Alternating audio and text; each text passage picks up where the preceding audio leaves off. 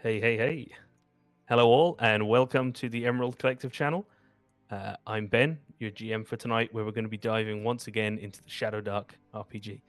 I'd like to thank Kelsey Dione of the Arcane Library for creating this fantastic rules light, dark fantasy system. Well, it is rules dark as well, I guess.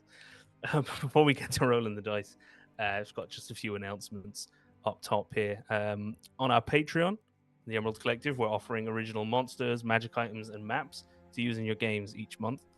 You can also get early access to our podcasts, shout outs on streams, and bonus content, as well as discounts on select items at drivethroughrpg.com and on commissions from our cartographer and technomancer, It's a Map, and Zorp's Art, who created all of our awesome Patreon art. We've also added a $1 tier for those folks that would like to show their support but can't stretch to the $5 or $10 tiers.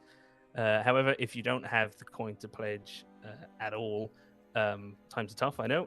Fear not, you can still give our Patreon a follow and get a free original monster and magic item for your trouble. Plus, even more free content on occasion, so make sure you stick around and keep an eye on updates.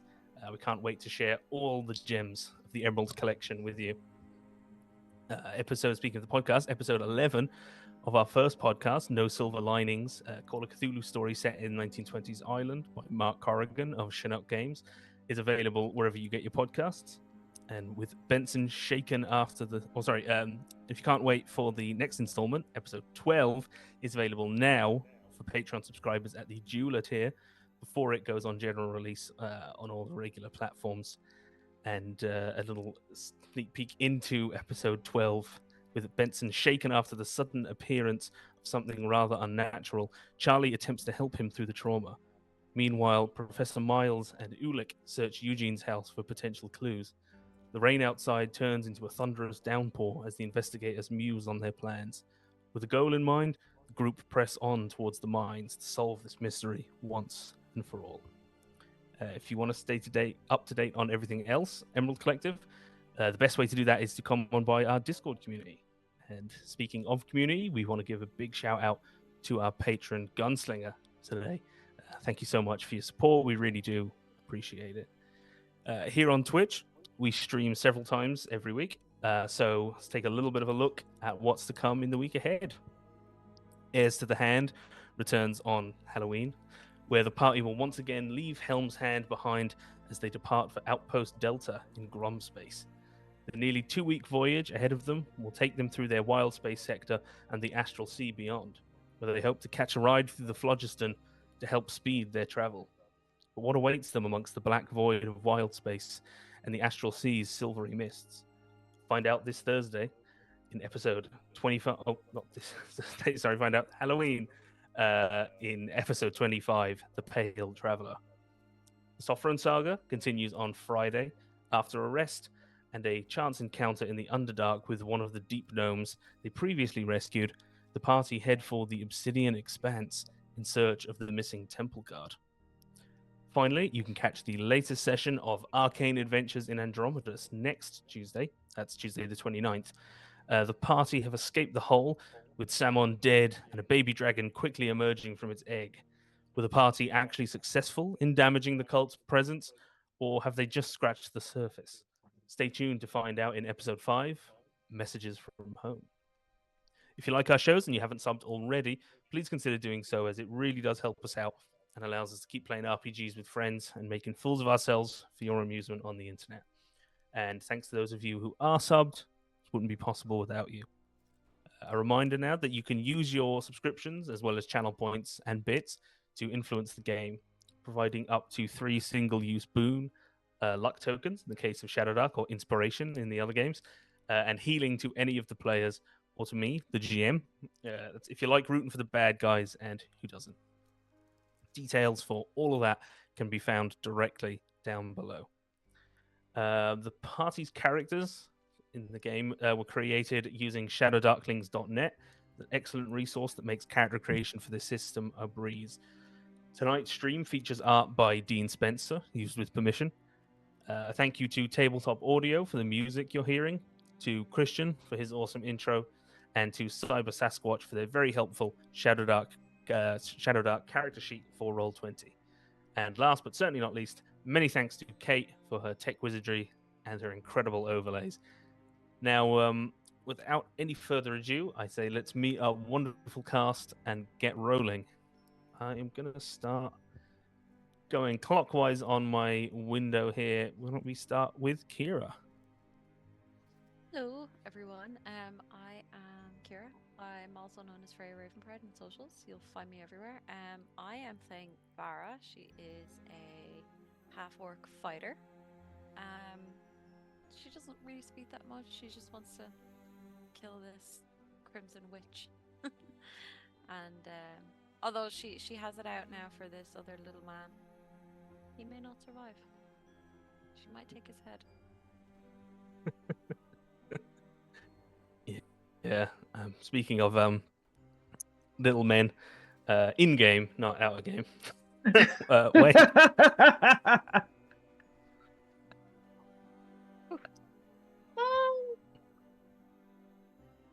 I have met Wayne in real life. He is definitely taller than me.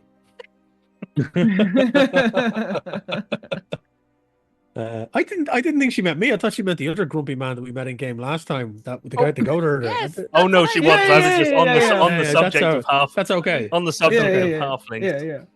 Yeah. That's all right. That's all right. Yeah. Cool.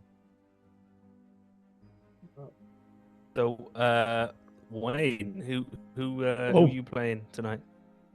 I am playing the halfling ranger Bram. I forget his second name. Because it's been a couple of weeks. It's hard. And on the card, it's hard to pronounce. Yeah, on the character sheet, it just says Bram. So I'm looking at it. It is. If I recall, you told me it was Bram Dipple. That's it. And I wouldn't mind, but I created this character and I can't remember his bloody name. Bram Dipple is his surname. But on the card sheet, it just says Bram. So Bram Dipple is the ranger halfling, or halfling ranger, friend of all goblins everywhere. A bit of an anthropologist who has befriended this group and found himself in this small Wickerman-esque town that are about to celebrate a festival. And he's not at all skeptical or worried about this because his goblin friends are nowhere to be seen. And I don't have it out for anyone. I'm just a dude, sitting in front of another dude. No, but that's all I'm just a dude. That's it. Just a guy. Just a guy. Just a guy. I'm just a halfling. Gwen's the halfling? That could work. That could be like your bard name. I was thinking, like, I'm just Ken. Yes. I'm just Bram. Are you Bram enough? Are you Bram enough? Are you Bram enough? I'm Bram enough, I think. Bram enough? Well, Nelly, are you Bram enough? I suspect not, since you're a different character. No, it's not so much. But yeah, I play a human priest named Warson Sumler.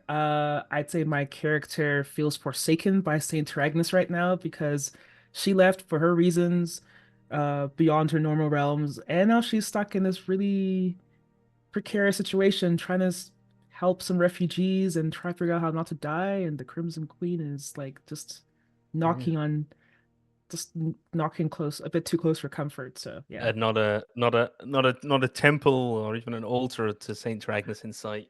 That's the worst part. In a godless land. That's a bunch of heathens. And you're currently in a heathens festival. You're in the it is, I think, the feast of Saint, her half brother. In the Highland town of Drakengrave, built around the petrified bones of a dragon. So we are also, unfortunately, tonight we are missing. T is she's been otherwise engaged. The 2 sessions this month, but they play Lantana, the witch, a sort of a woods witch figure. I think Lantana would be all into what is going on here, but I don't want to speak for T. But they'll let me know when they're back for the next one. I think then with that, just a little bit of a recap for you all and for the folks at home. The party have the party have been traveling with these the refugees from the town of Six Widows, which was overrun by the Crimson Queen, a hobgoblin warlord, and seemingly if not a devil worshipper, but possibly a devil benefactor of some kind. And she has been she slaughtered the able-bodied and those of fighting age in the town. And you were tasked with getting the survivors out of there through the subterranean passages of the Underhollow, which you did bravely. And having emerged into the mountains, meeting Bram, who helped you through the wilds up to the gates of Drakengrave, which have been a reprieve, but sanctuary was not given, immediately. Shall we say?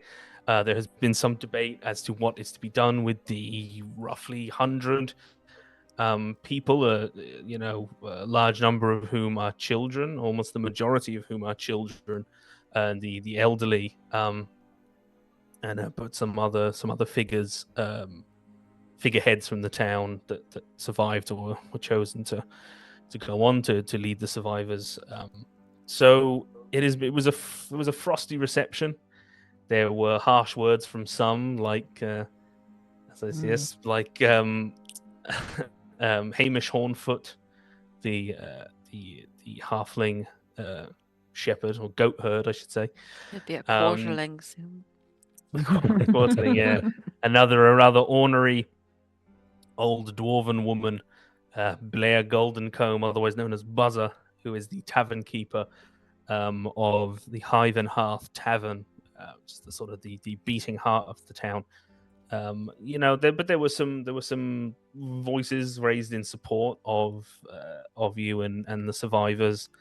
Connor Mooncloak, a dwarven healer, he's the steward of the healing hot springs in the town. He had a welcoming attitude.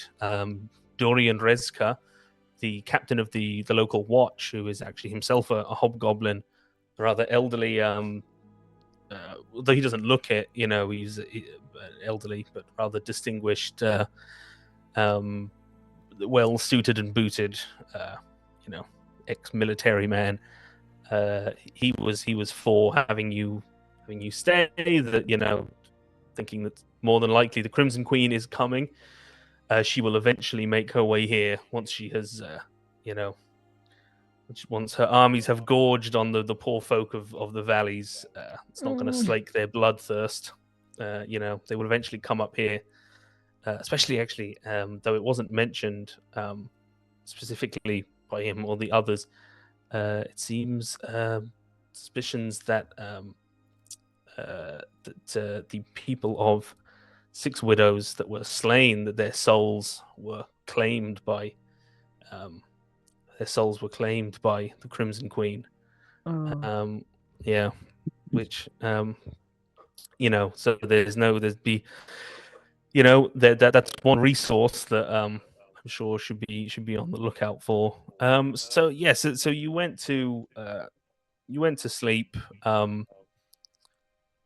In the night, Bram left some messages in these sort of little drop boxes, dead drop locations that he had, that he sometimes uses to communicate with the goblin clans as they have, hunters or scouts or out on circuits.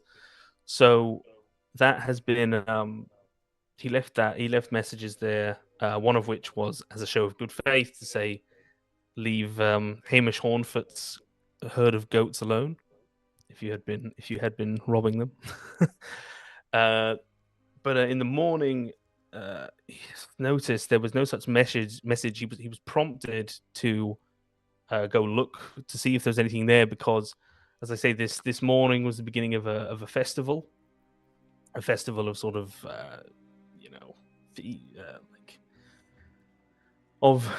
drinking and merriment and feasting. And normally there is a contingent from the Goblin clan, the Stonehides, or the rubble hides rather, sorry, nearby, but none seem to be appearing. And so this raised Bram's suspicion, or wondering why there was no goblin envoy sent. But this is about where we left it off. The festivities are kicking off, and just say all around you. I'll just actually briefly take just a little bit of a backdrop to the bit of an idea of Drakengrave, and then do we have now? You can see the as I say, you saw last week. You said you saw people had set up some sort of bandstand things, and you saw archery targets being set up. Somebody is there with just sort of testing a few bows, checking the string, to making sure they're all in order. There are people practicing with these like the sort of quite smooth shaped little boulders, I suppose, or big rocks. I don't know, between a rock and a boulder, and they're sort of they're doing a kind of a shot put movement, stretches. So there seems to be kind of games going on of various kinds. You also see people setting up probably tables for gambling, it's card games, dice, all these kind of things. There are still people in shops. There were some entertainers, I believe, some from out of town were pulling in. There was I think there was a blade juggler, a couple of a couple of bards, not in the mechanical sense, but a minstrel, or a kind of so they there's all of this festivity going on around you. Things have sort of kicked into full swing now. So you're all there now. Is there anything in particular that's catching your eye? I could give you a bit of a rundown of some of what is going on. Am I still off at the drop point, like picking up my I presume so, yeah. But Hornfoot's house is kind of just on the edge of the town. It's still in the town proper. So broadly speaking, there is some gambling. There's some gambling going on. There are various contests, archery, arm wrestling, shot put, a drinking contest. You hear is going to go on at some point in the tavern. There's like a ball toss game, and you actually see someone is leading. And you would be familiar with them, Bram. You've seen them around here up in the Highlands. There is a massive, rather large, like a Highland bull. But it's actually, it's a goat, but it's a huge, like, ox-sized goat with this big fringe of matted hair falling over its face. Yeah. So one of these, someone is bringing this out. They're sort of bringing it out. It doesn't have a saddle, but you can see some people eyeing it up. And they're kind of like thinking that. So it seems Bram would probably be able to tell you if you reconvene that it's probably essentially some kind of a rodeo being set up. People will try and hold on to the Highland, the goat ox as it barks. What else is going on? If anybody was so inclined, we don't have a bard in the party, but there's performances going on. Some people are there. There are some sort of storytelling circles, going on, and people are kind of. But it's a bit more minor. That's kind of the old lads in the corner, kind of telling old tales. Okay. I'd say that's just try to enjoy the most of it, even though this is a bit of like a godless space. I'm going to check out the archery. I like throwing a javelin from time to time. What's so different from archery. So I'll go Arrow. give that a little gander. What is an arrow if not a small javelin? Right? It's just a mini javelin, so same Yeah, but I different. mean, as you go, you can see again. There's some people string bows. A couple of people have come up now, not like the organizer, but they're just drawing the bow themselves. They're testing it, looking down. They're kind of doing a few sort of test, not firing any arrows, but some more serious than others. Somebody is like pulled back and it kind of snaps and they're like, they hit their finger. They're not really, clearly they're just going, and someone's like, go on, go, yeah, go have a, go on, have a go. Just sort of prodding them, but there's a couple of people taking it rather more seriously.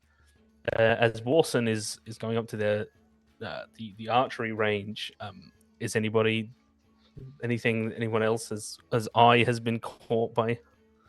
Well, I'm not actually paying any attention to any of the festivities. I'm more worried about the fact that there's no goblins anywhere here, and my dead drops haven't been picked up. My notes haven't been picked up. So I'm gonna be carefully making my way back into the center of the town, but I'm gonna go on the outskirts, and I'm looking for one of the elders that I'm friendly with, be it the goblin captain of the guards. I'm kind of scoping out for somebody to kind of check in with to find out what's going on. That's kind of what I'm up to. Mm-hmm.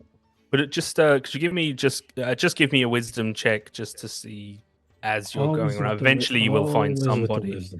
Always with the wisdom. Yeah. My wisdom is the worst thing I can do, and it's always with the very, very wise.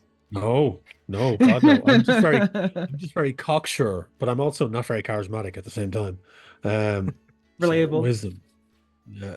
Did that roll? No, it didn't. Hang on. Roll. I'll take that. Yo. Rather quickly, even though he's sort of moving through the crowd, also not really enjoying the festivities. I think his it's all these people. I'm used to being out in the wilds. It's just all these collections of people. It's like but similarly not really enjoying the festivities. You do spot. Just want to make sure. Yeah, you do spot Dorian Reska, the hobgoblin watch captain. Otherwise you might have gotten a hold of one of them. Was quite a good roll. Otherwise might have just got one of the watch members. All of the other watch members look pretty miserable, kind of on watch. It seems that they are sort of taking shifts, but actually almost more miserable than the ones on duty are the ones who aren't on duty. They're kind of going around enjoying the festival a bit, but they're not allowed to get drunk, because they're going to be on duty later and they've got to watch. They've got to be on watch when. But anyway, you see Reska, he's sort of walking around and he's one hand behind his back, one hand is sort of lightly resting on the pommel of his saber. And he's different. He's kind of moving in and out of the crowd. He looks a bit unsettled. He's there. He stops for a moment and he pulls out some kind of. It's a strange pipe. It's a steel pipe that has these several holes on it, like a flute, but in sort of not all along one end, all in different areas. And you see him, draw in some sort of. There's some sort of smell. It's similar to tobacco, but it's an earthier kind of smell, a smokier. I mean, even smoke. It's not. Yeah, but he reads out and you see smoke, wisps of dark smoke kind of come all out of the pipe. He's some kind of tobacco pipe thing. Some bit hypocritical. His dudes aren't allowed to have imbibe or have anything. Right? But he's there poking away like a madman. Yeah, right. And then they have to keep their not as I faculties. Right. Yeah. I mean, that's leadership for you, right? Yeah. Per management, right there. Turns to you in his dodgy, dodgy Russian hobgoblin accent that I was doing, and he says, "It's from the earth." Sure, lad. It's from the earth. It's all natural. It's all natural. Yeah. But it's some kind of He's got his goblinoid tobacco. Yeah. The hobgoblins let us. Yeah. Yeah, so I'm gonna just ask him. I was wondering, usually there's a wee bit of a representation of the old goblin clans here, the more peaceful ones. Was there a nae invitation sent out? Did they nae get asked, or what's the story with that? He says, well, said it was, well, yeah, the formal invitation was sent. It is a formality. We did not receive a reply. Sometimes we don't. But I see you two are troubled. I've seen no envoys of the Rubble Hides. He said, I think that usually not so early we would see the others. There may be some from some of the smaller clans, which would be kind of more like large. They might be clans which are maybe have like maybe 20 goblins, but they're not really. They're just kind of little, enclaves. But he said, he said, no. I must admit it has aroused my suspicion. I was already on edge. Hence the token, I suppose. I'm wondering, did you send out like an actual physical individual to deliver the invitation, or did you send it via like pigeon or a large crested bird or some sort? We sent it by rook, by by a bird. Said it has always sufficed in the past. And did the rook return at all, or? Yes, it's returned as expected. And how many days or weeks ago was that? He kind of has a little think, and he draws on the pipe, and it would probably have been, and then he thinks, no, certainly it was this day a fortnight. 2 weeks. The bird right. returned the following morning. Right. Okay. And you have not heard anything, seen he said, not a sight "Oh no," of he any says, "Oh no, goblins? forgive me." He says, "Forgive me." He says, "Forgive me." He says, "I apologize. I was up rather early, but I must admit I went to bed rather late and did not sleep for an hour or so, even when I did get to my bed.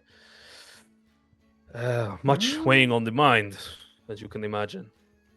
He said, "There was a reply.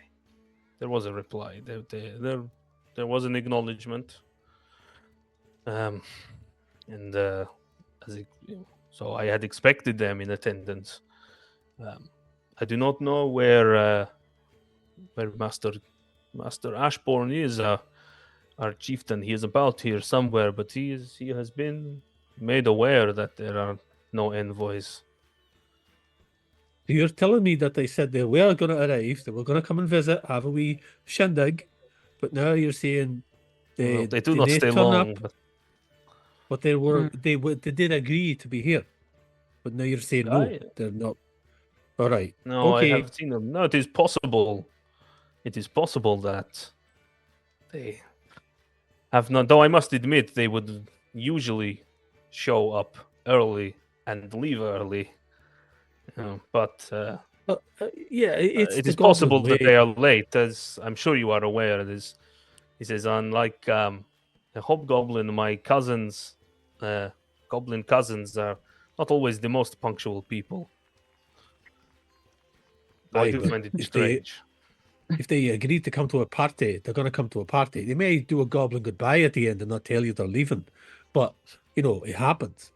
But you're telling me they said yes, they RSVP'd, if one said they were bringing their +1, and they didn't turn up for a party. That doesn't sound like that clan to me. So right, okay, No, well, okay, nor I. thank you for that. I'm gonna make my way over, look for the two, for Warson, and see. He does say, he says, I understand, but he says, I will keep an eye on the perimeter. There is Unfortunately, there is nothing I can do for now. If they do not arrive, they do not arrive. If we receive no further word from them, perhaps a scouting expedition. I will suggest one. Hmm. You do that, right? And I'm gonna go off and look for. Like, no, I saw Warson over at the archery, so I'm gonna make my way over to them. Yeah. While if Bram is going over, making his way to the archery, is Vara doing anything particular around anything? Was she seen Catching one's wrestling eye. or Arm like wrestling. those Yeah. arm wrestling, or if there's like those tug of war things, or those boulder lifting contests? There Or are like those as well. log throwing. Yes. I can see her doing that. They have a log. They actually have they are really intricately carved stone pillars of varying sizes. Oh. So it's like they do the thing that they throw Yes. these, Yeah, she'll be up to stuff like that, and she will also be keeping an eye and finding where that little halfling is going around, because her and her family, because they lived in like rugged areas, things like that, pranks and all those kind of things would have been her fortes and stuff. So she might try and goad him into something like a fake sparring, or maybe a tug of war, and crash his head off a stone by accident, because she's so strong.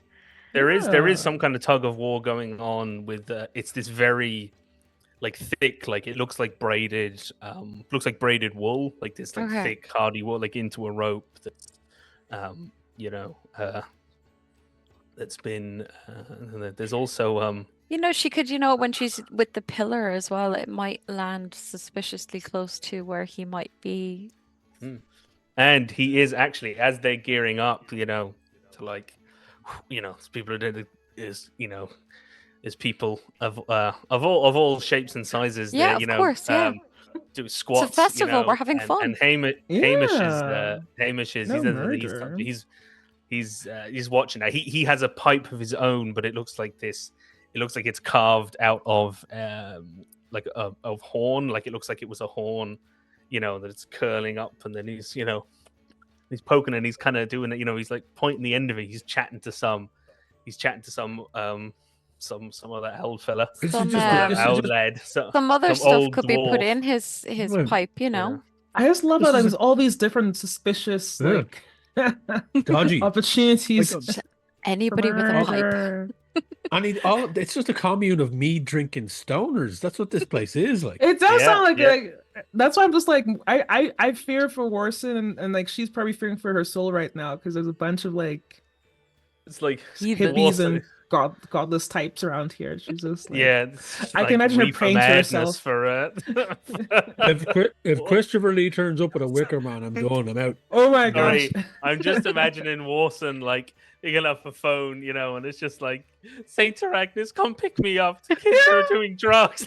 Yeah, they're all doing drugs over here. Please pick me up. It's not It's cool not anymore. They're all In weird. the words of Linda Belcher and Bob's Burgers, oh my god, they're doing drugs to each other. Can we please clip that? Wait, where's my pen? Yeah. That's- Where are we at? that's Saint funny. Arachnis, come pick me up. Please.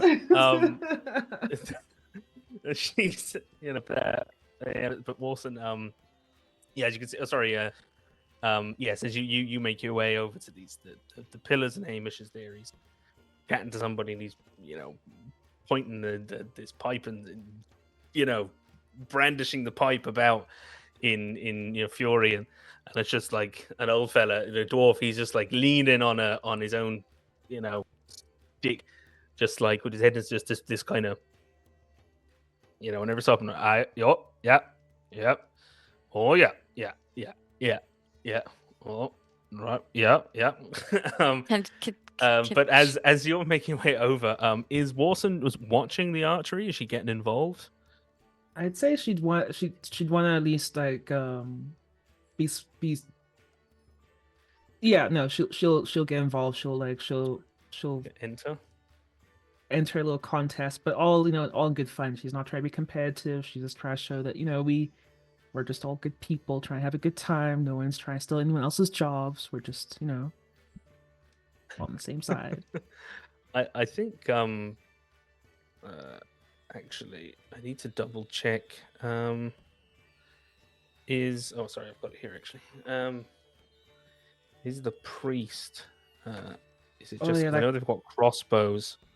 Yeah, but Um, mine is more like long sword, short sword. Not, I don't Yeah, really have they've a, I got don't a have they've got a a crossbow. they've got crossbow, but they don't have a they Like a they have proficiency. they have short bows, they have long bows, but there is a crossbow range as well with the archery. Okay. So there are three different Okay. competition. You are able to Okay. well, they'd use the term proficient, but for all intents and purposes, you have proficiency with crossbows. Yes. Not with Okay. short bows or long bows, but you do with the crossbow. So you can enter Okay. into that. You well, I mean, even if you were, you would be rolling with disadvantage if you didn't, like if you weren't able to wield the weapon. You could still make the attempt. But yeah, as you're like Bram, you're kind of walking up the distance of coming up on Warson now as she is getting set up here. Yeah, if you're take position, your name is taken. There is explain. There is some prize money. Nice. For the winner of each competition. It's not you're not expecting a lot. It's not like here's Hella gold. 200 gold and a brand new ox. Like it's not like, I want that it's ox not like goat now. yeah, the ox like on a little like spinning on the Wheel of there's not like a fortune. showgirl like showing off the new the goat. Yeah, no, but there's yeah, so as you step up you can see so essentially what this would be, you will just be making an attack roll with the crossbow. Okay. And you will need to get higher than your opponent. You're all sort of competing against, you're all sort of put into like, right, Warson and this elf, and then there'd be, two other people shooting. So you're essentially just going through it that way as you're going on. So, you step up next to you. You got this next to you is a rather already tipsy seeming dwarf. And some of the people in the crowd, he's kind of there, like, and it's sort of, waving the crossbow, and there's just like people are like in the crowd are sort of getting out of the way. So he, it looks like they're gonna have him up against you. So if you step up, could you give me, if you don't have anything, on your sheet, if you just roll dex, that would be the same thing. D20 plus your dex would be what you'd do with a crossbow. Let's do a dex roll. Come on. No! Freaking wait. No, I don't like Do you have a luck token? I don't think I do. I don't. I can't see have it. Where's the- boots, but I don't have. Wait, I can't because I had log off. You Do can you add see? I'm gonna say I have a luck token, and we just can't see it. I that's all. think we were all given a luck token last. I thought it. week. Did somebody? Yes, 'cause we we got did. the Because generous of actually, all- while I factor, was doing yes. while I was reading the blurbs up top, I thought I saw it might have been Carrig. I thought Warson got. I was imagining that. Did somebody I get see a luck shield or next to my inspiration? name. Inspiration. I'll take the heroic Do inspiration. the reroll. Yeah, reroll, and then let's think good. I mean, it can't be any worse. Hey now, hey. Let's not jinx the. Hey, okay. Ah, look at that. Yay! Oh, Woo! Okay, 15. That's the roll we need. Ooh, thank fudge for that. Okay, you you're really lucky that this first guy had disadvantage, because despite really? that, this guy rolled like on the die. He rolled a 17 and then a 15, but he has negative dexterity as well. He did really well, surprisingly well, just by pure luck. He Drunken managed to master. get it like quite, people are quite surprised, but you do manage to you notch up the crossbow, and it fires, and it does get closer, much closer to the center than him. You're both surprisingly close to the center, so you are advanced to the next round. Ooh, and just sorry. at that point, Bram will reach you. You can see Warson has just stepped up from this first round and kind of off to the side while two other competitors step forward. Yeah, bad shooting. That's pretty good. Well done. I'm impressed. Thank you. I whisper, I am too, because I'm not it's not my weapon of choice, but for the sake of keeping the peace and whatnot, it's always good for the maybe morale. look at having that as a bit of a backup going forward. Yeah. I'm a wee bit worried, you see, because I didn't know if you've been to one of these kind of shindigs before, but usually No, I would never. I would never. Right. This is not for me. I went to all the festival days in high school. Yeah. I got invited to a ton. I was usually too busy seeing my boyfriend. He lives in another kingdom. You wouldn't. Yeah, probably exists. No, I'm at my camp. Oh gosh, yeah. I met him I met him on a quest. So he doesn't actually go to. He doesn't go here. He doesn't quest in this realm. Go here. Yeah, he doesn't quest in this realm. He quests in a different realm. But Warson's very quick to say, "Oh no, I don't go to these things. This is not a thing I do." Well, I've been to no bother. They say no, each to their own. I mean, but I've been to a few of these, and I've generally come as a kind of an ambassador with the goblin entourage. But I've just checked with the master of arms there, the kind of the sheriff lad. The goblin clans were invited. They responded they were going to come, but they have not shown up. And I find that a wee bit suspicious. And I kind of lean in a bit closer to Warson. It's about midday now, just as things are going on. Yeah. I have drop points around this surrounding area of the town and further afield. Drop points for messages for the clans, particularly the rubble hides, the individuals that were meant to be here. Quite, friendly folk for goblins. Yeah. They were nae checked. They were nae picked up. I left the signal, turned mushroom from the right, overturned. They knew to go pick up the thing. Wasn't the start. So I'm worried. It definitely would have been, considering they would have been expected to arrive today. There would have been a scout would have gone out just to see ahead of time, make sure everything was copacetic in Drakengrave, ahead of their own. And thank you to our necromancer for that little comment there about would Bram walk 500 miles to find them. It's kind of burying the lead, but I'm getting to that. But I kind of feel I need to go scouting to find out what's wrong.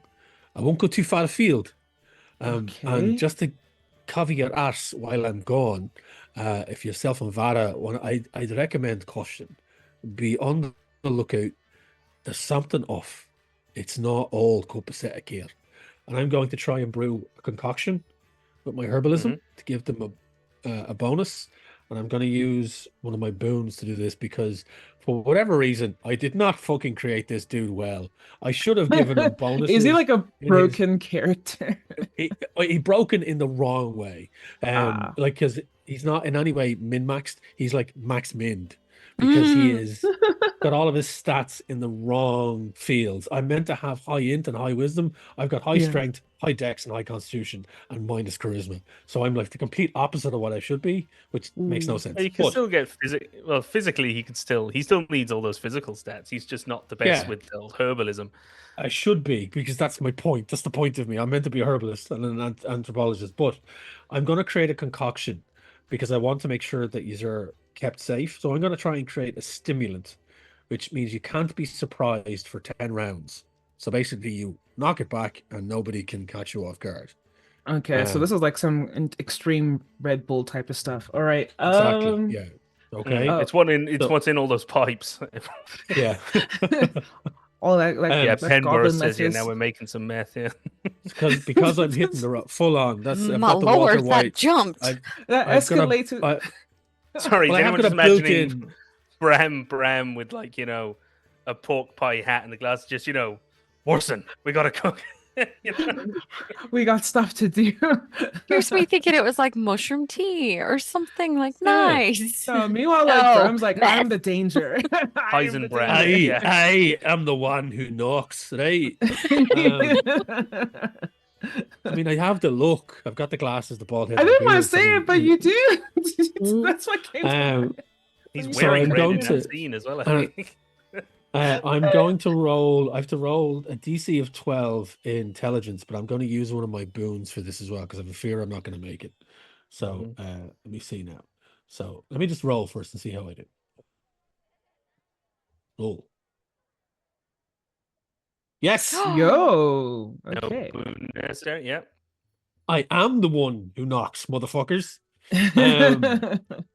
So I've created. I quickly get some herbs and mix them in and start pushing them down and grinding them, and I pour it into a little vial and hand it over to you. It's like, this is a stimulant. It'll keep you active, keep you aware. So if you are being cautious and you feel something's about to go down, throw it into you. You'll never be shocked, or you won't be stabbed from behind, or nobody be able to, jump you, right? So so there you go.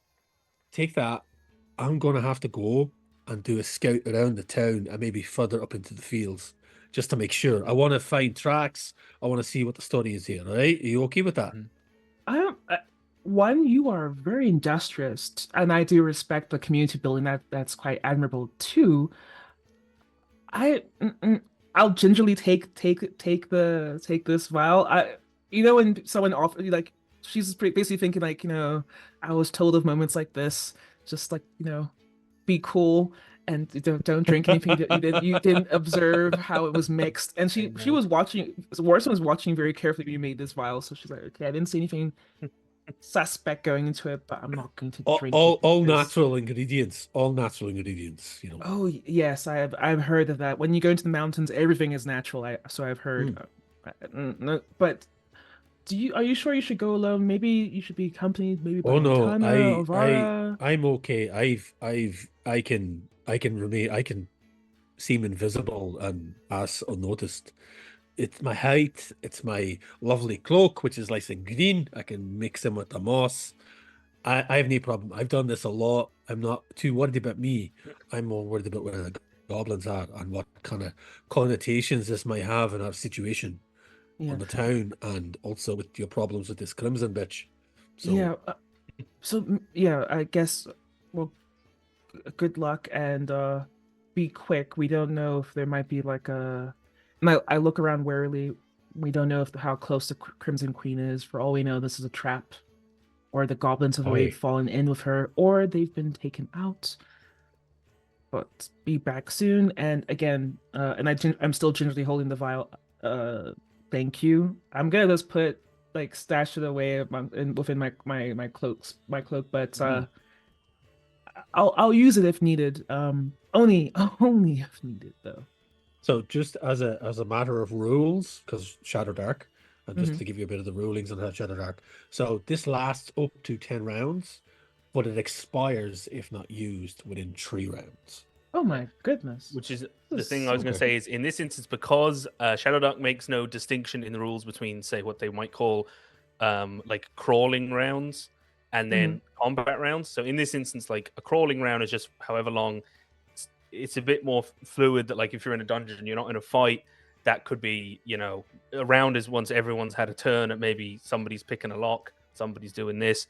In this instance, since this is very much kind of out of immediate danger, it's role playing, we're kind of in town. I'm going to rule that essentially in this instance, the 3 rounds, each round will be an hour, each round of kind of carousing time. So, I mean, once you take it, it might be the case of like, oh, you're just around town, you can't be surprised. But if, say, something did kick off, in combat, then that would become, okay, well, I've got 7 turns left on it or whatever. You know what I mean? If I'm going to do it, that there'll be an additional sort of, I think that way, just so that you can rule it that way. But yeah, you have this the stimulant, as you say, you cannot be surprised. At least for exploration, it will last 3 hours before it becomes inert. You know. Okay. So I just check my weaponry, pull my cloak around me, and just disappear into the crowd. Okay. As Bram disappears off there, Vara, you can see things are getting into swing here with, but there's these again increasingly large pillars which have been carved. You're not sure. It looks I mean, it's a could be human, could be a dwarven, could be a bit of a mix of kind of tradition. The stone carving maybe suggests this is some dwarven influence. A lot of the Highland culture is a sort of a mix of non underground or some underground dwelling dwarves who left the caves, some just that lived in the hills and in the mountains, and then kind of like hill tribes of humans back along. It's this so yeah, they you see these. There's a few people. Welcome to the Raiders.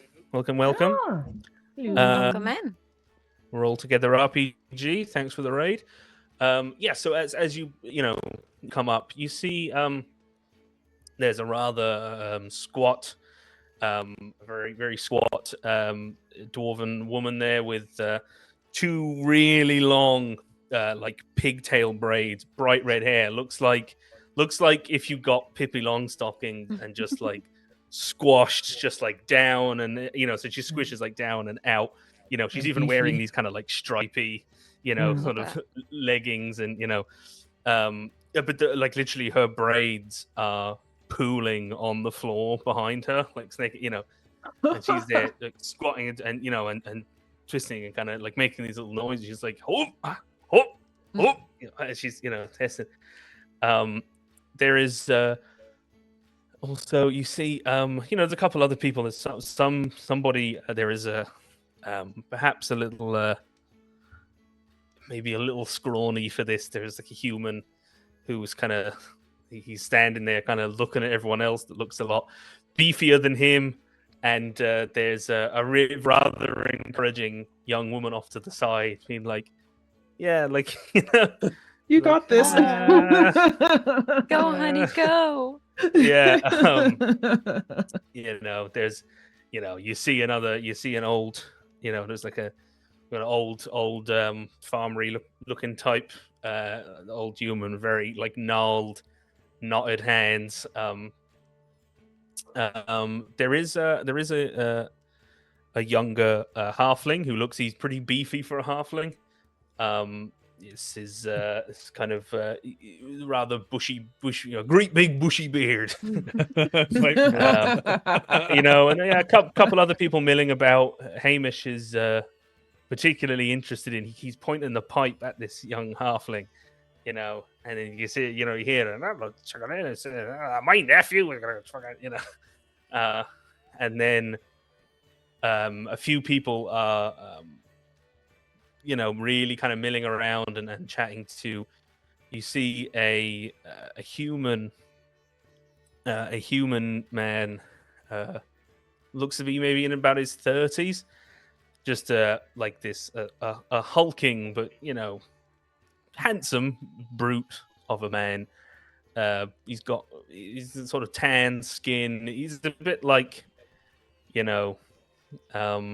let's say Gaston, isn't he? No, he's sort of a Scottish Gaston. So he's a hulking, handsome brute with tan skin, brown braided hair. Sorry, not as long as Pippi short stockings. No. Pippi short and stocky. But it does go down to sort of between his shoulder blades, and just these steel grey eyes. And he's look, if a couple of people. The halfling is wearing, actually, you notice the same tartan that Hamish is wearing. It's this grass green and kind of mud brown. This guy is wearing a tartan of. It's like two different shades of grey, like a stone and then a kind of an iron grey. He is standing there, he's laughing, and you can see him. He's sort of, puts his thumb towards the scrawny fella, and laughing with, and there's a few people of all orientations swooning over this chap. There is an announcer.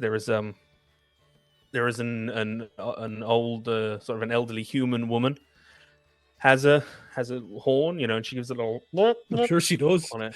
Yeah. They all do, and she says, "Oh, and he says, "All right, let the competition begin." I'm sure you've presumed Vara has, is ready to get his sign up. She says, "Oh, come on, come on." Yeah, she's definitely that kind to well- just kind of walk in and find herself in these kind of situations. She's just assumed she's always involved if it's got to do with strength Yeah. competitions.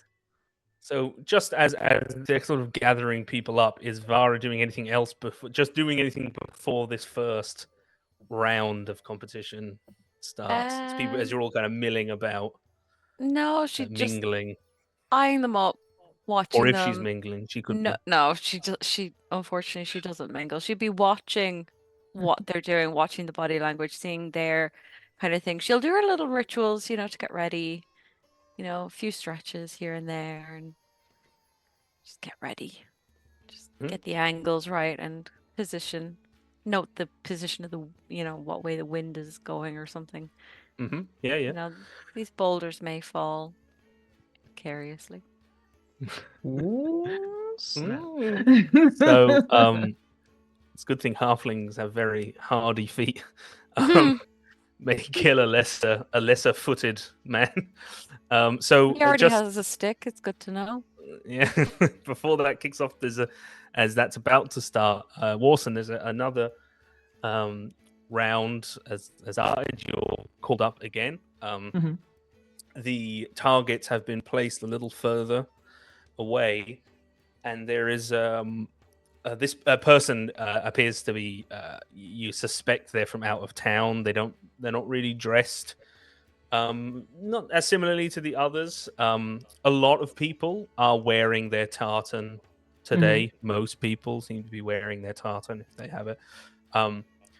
This guy is dressed in some sort of carved leathers. There's a tall, slender elven man. An elven. A tall elven man. Sorry. Long brown hair. He's got a couple of plain silver rings, kind of piercing the what that part is called. Like the sort of down along the cartilage of your ear. I can't think of the name of it. And he's testing this crossbow. He's looking it over. Turns to you and gives a nod.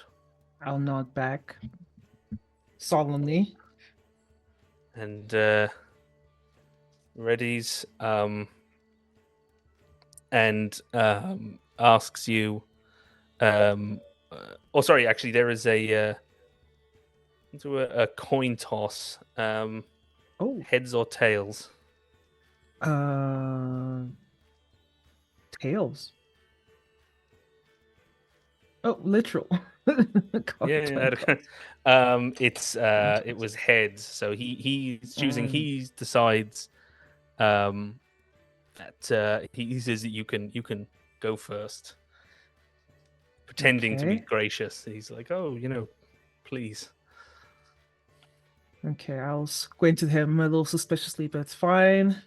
It's all just the sportsmanship. It doesn't matter. None of us really is in bad faith. Let me do what I can. Oh my! Wow.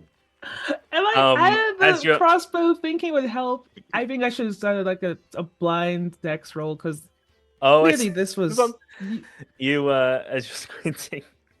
He gives a sort of a dip of the crossbow. You try to do the same. Your finger slips on the trigger, and it goes in through his big toe.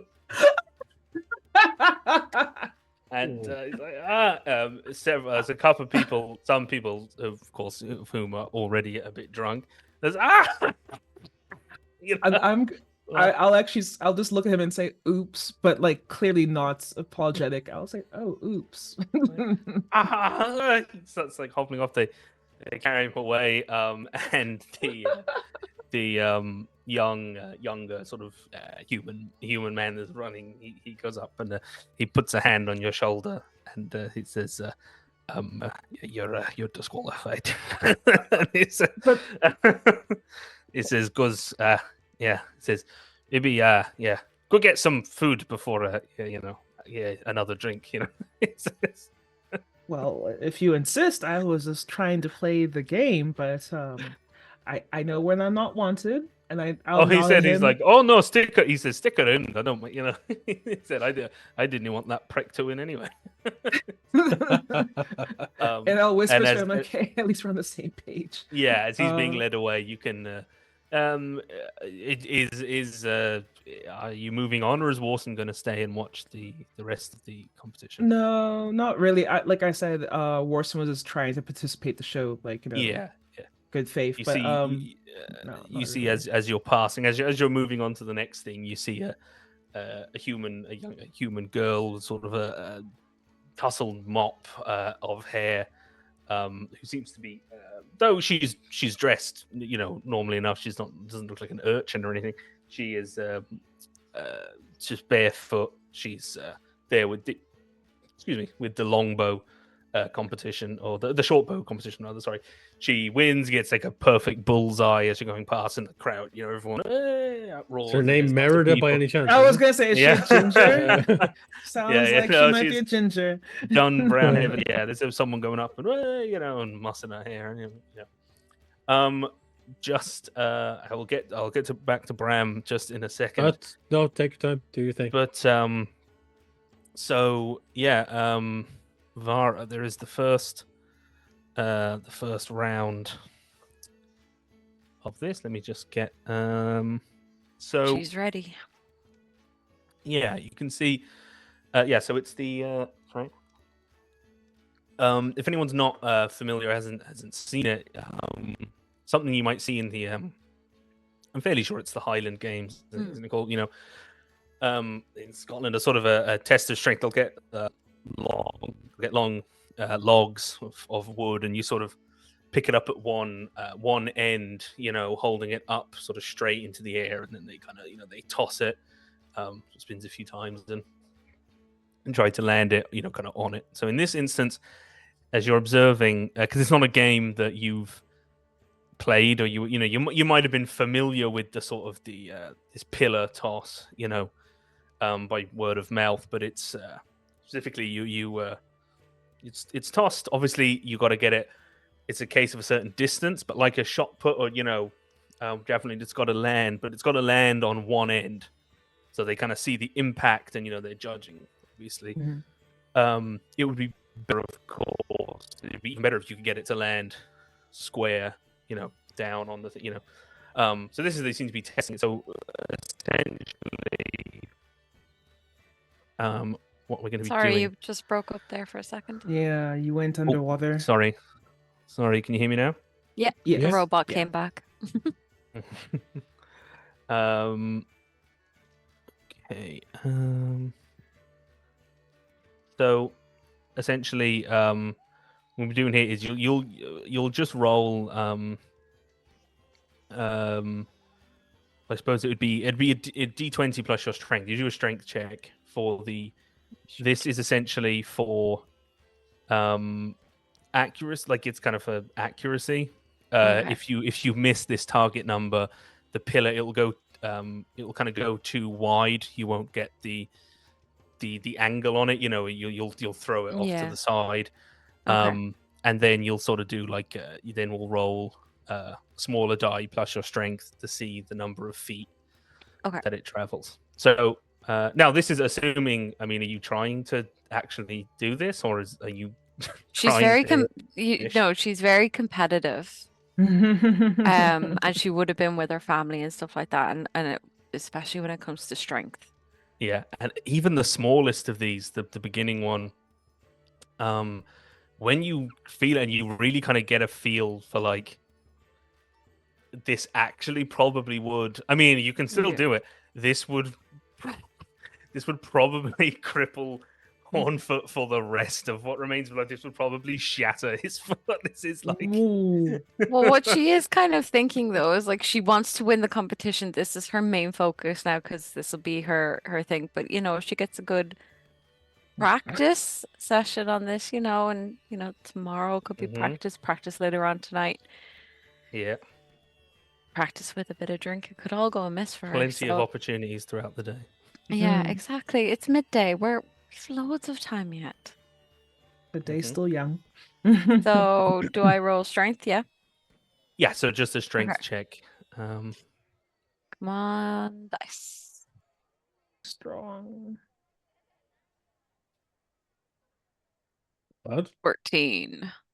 Yeah, there you go. So you do, it's you're not too practiced. So it does kind of just, it wavers a bit as you're kind of getting Unused it to it. off. You're unpracticed in you've got the raw strength, but accuracy. It's not like throwing a javelin. This is a whole different ball game. It's not like the boulders and stuff that she's used to. No, yeah, which is it's this kind of cupping your hands in accuracy, whereas the boulders you can just grip it on Yeah, the and it's all sides, off balance. and it's kind of the boulder is more of like a shot put where you do the turn and then so the same kind of principle. But you get it on within the kind of the field of the range, and you can see the ground has been marked with some kind of dye in sort of concentric half circles. So it goes away. So could you roll a d10 and then we'll just add your strength mod is what is it +2? It is +2. Okay. +2. What is that? 4 +2 6. It can't be times 10. So yeah, you throw this and it goes. So that's 6 times 10. So you throw this, it goes 60 feet. And it Whoa. spins a few times. It doesn't sort of land like dead on center, but it does land. It's determined. It's enough that it it counts. It's good. Somebody kind of puts the hand up, and there's a Little halfling in the field like this. yeah, literally. Somebody, someone, there's a young human woman. She just gives you a kind of a slap on the back. She'll sit there going, "This game, I like this game. Yes." Yeah, and then the you see out of the corner of your eye, you can see the group of the human man with the short braid and the stone and iron tartan. You can hear him kind of scoff, and he goes kind of he goes like this kind of like you see him, he does something like No one just give me a wisdom. So Yeah, give me exactly. Yeah, give me a wisdom check. Oh no. 18. Oh, nice. Yeah, he's clearly whatever he was saying or whatever was wrong with it, he seems to have been mocking your form. Well, she will walk up to him and just pat him on the back and go, "This game we've invented, it is very fun. I am enjoying it." She doesn't get jokes or mocking. Like, Yeah. And just he's like he doesn't really say anything, he just would he, because of the kind of guy that he is, would he smell very flowery or very, perfumey? No, Ah, he smells like actually I'm gonna say based on that 18, he smells like She was gonna start trying to mock him over his smell, going, "Ooh." like he smells like stone. He smells like, and you can see like under his fingernails, he's got dust. He smells like it was somebody in your village that you grew up who had Yeah. a similar sort of aroma, and he was the local stonemason. Oh. So this guy, and he said, he's just, says, the we've invented, is it? Yeah, we've invented. This is great fun. Says, oh well, we'll see. Yeah, you must you play can- a lot. Says, and he's there, and he says, well, yes, it's the traditional game of my people. So he says that's, and he points at the largest pillar, and he says, my great granddaddy carved that one himself. That's fantastic. I'd like to see you throw that one. He says, That's- oh, I will be, Bring it on. and you can watch me from the sidelines. And We'll see. We'll see. yeah. I'm not going to say I'm going to be fantastic on it, but I mean 60 feet for the very first throw with the whole dynamics of it all, getting it all in together. But leave it to me. Well, we'll see. We and he will. sort of turns like subtly and sort of to his entourage. Bram, as you're kind of picking your way, you get out of the. Well, actually, there's a point. Are you obviously kind of trying to slip out like that insofar as like you don't want to be seen by any town Yeah, watch I mean, might see you leaving? I'm mixing with the crowd. I'm kind of just using that as a and then skirting in between the buildings and kind of finding my way back out towards the hillside and up towards where the goblins. Could you just give me a dexterity check there for the Yeah. So stealth? I have advantage on you stealth. have advantage on stealth, right? Yeah. So And you probably won't need it since they have a small bonus to their wisdom, but the two watchmen that you may run across rolled a 3 and a 1, so roll 20 has decided to shit the bed, and I need to refresh it. it's fine. I'm gonna assume. I mean, unless you were unlucky enough to roll a nat 1, you can pick your way. Pick your way through fairly effortlessly. You kind of in and out. That roll 19. Nice. Yeah. 1 second. Oh god, yeah. I'm gonna have to just reboot it. Yeah. So you make your way out of the town. You pick up the trail. Well, not the trail. You follow the way you would usually go. A well-worn trail to the Rubblehides settlement of Stonehome. So as I'm going along the way, I'm looking for fresh tracks or markings, and I'm not taking the most. I'm planning on not taking the most direct route, and I'm sticking to kind of cover. I'm not being open. I'm not out in the open. I'm staying as stealthy as I can. You're skirting what would be your kind of usual route. You're sticking if there was a one track, you'd be in the shrubbery such that it exists. Along so you can give me wisdom check, but with advantage because it's tracking and crossing the wilderness. First one. There's the second. I just reboot and roll 20. So if you just let me got know a 9. what 9 was the highest one. 9. Yeah. Yeah. Well, he didn't I'll see you. pick Right? you- No one knows. Yeah, you know what? I'm gonna use one of my boons. What is that? Yeah. What D is that? A D4? Is it a D6? D4. D4. Yeah. So that's a 3. So it brings it up to 12. Yeah. So you're fairly confident that it's not. There's been no at least like along here. You're not seeing any tracks between here and this portion of the journey. And you think, is there a possibility? Did I miss any? But you're thinking, no. I mean, like it'd be fairly obvious out here, and the goblins wouldn't have, unless they had some reason to. They wouldn't have taken some circuitous route or some secret route. Like they would have just, traveled the well-worn path down here, because it's also a quick route, and they're going to be up and back within the day, kind of thing. Yeah. Or well, from sunrise, maybe get back at sunset. So you're not seeing anything as you go along, but you do where are we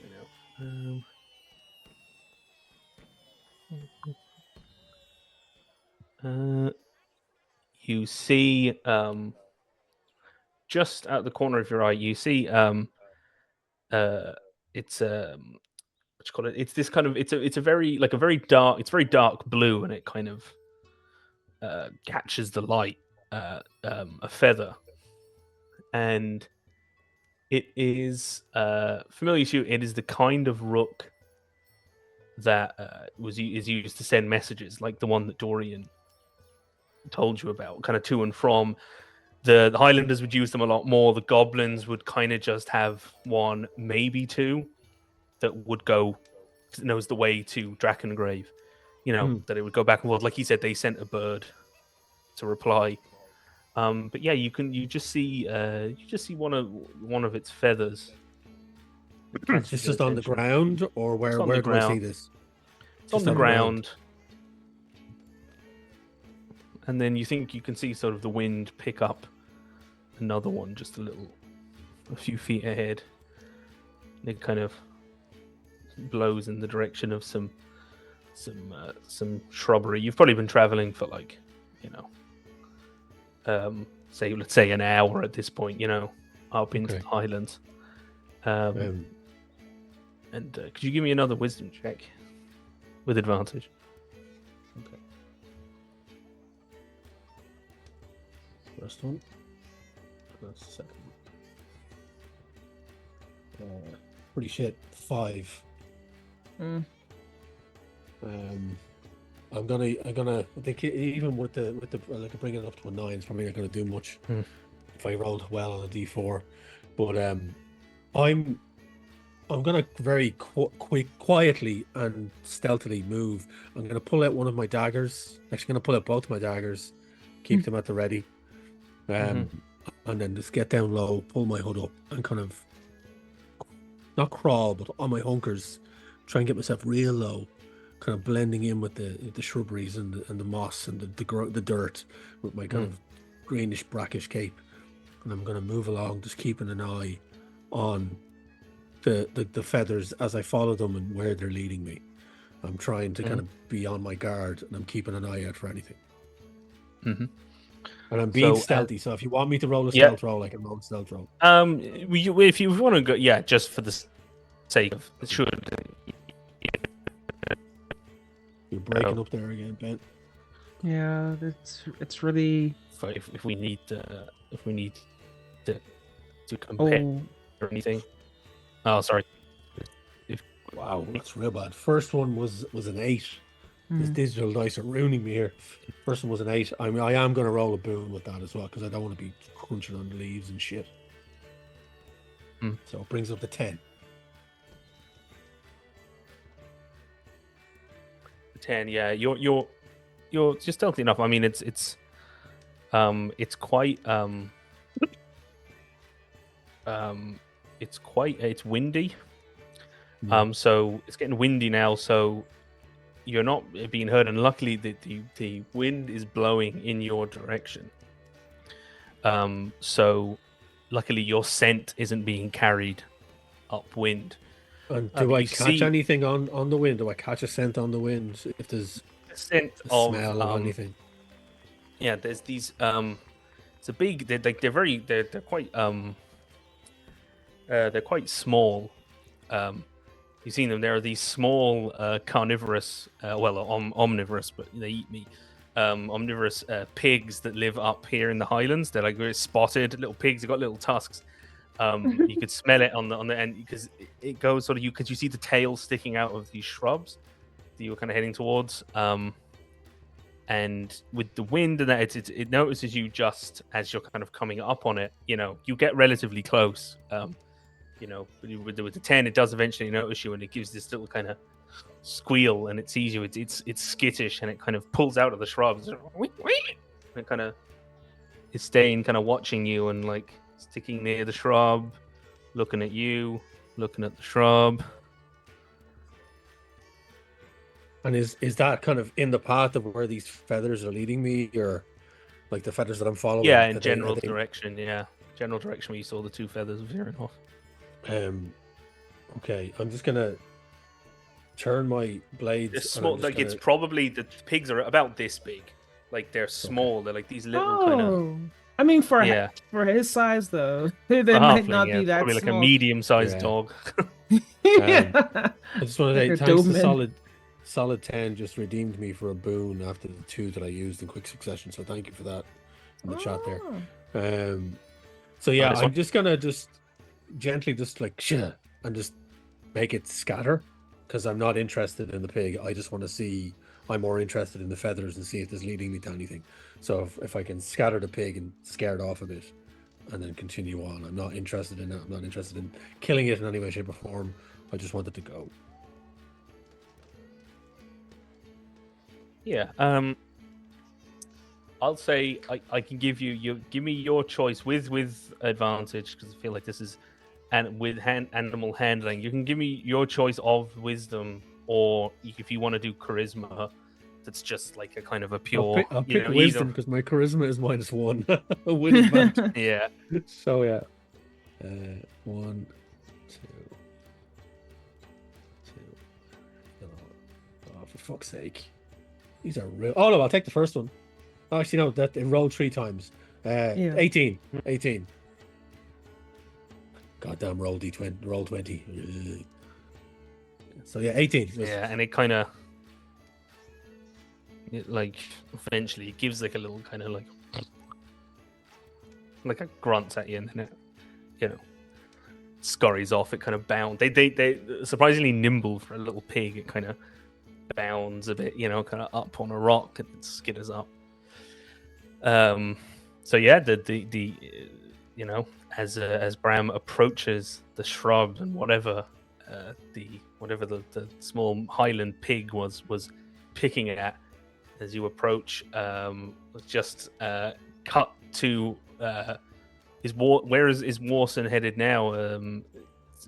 See, there's more games going on. There's the crowds are starting to gather around the stone pillar throwing contest. People are talking about there's going to be a drinking contest later. There's some other kind of games going on. No, I'd say Warson's trying to keep her wits about her. So now thinking about what Bram said that she's gonna look for Vara and Lintana and try to keep an eye on the sense of the attitude of the guards around to see if they're on edge or not. So I don't know if I have to do double, give me a wisdom. Give me a wisdom check. Okay. For that, and see. I'll take it. 12.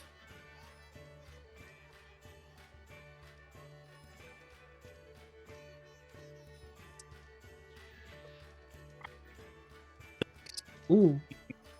We lost you there completely. You're gone. We lost you there. Oh. Yeah. It's You're back. there.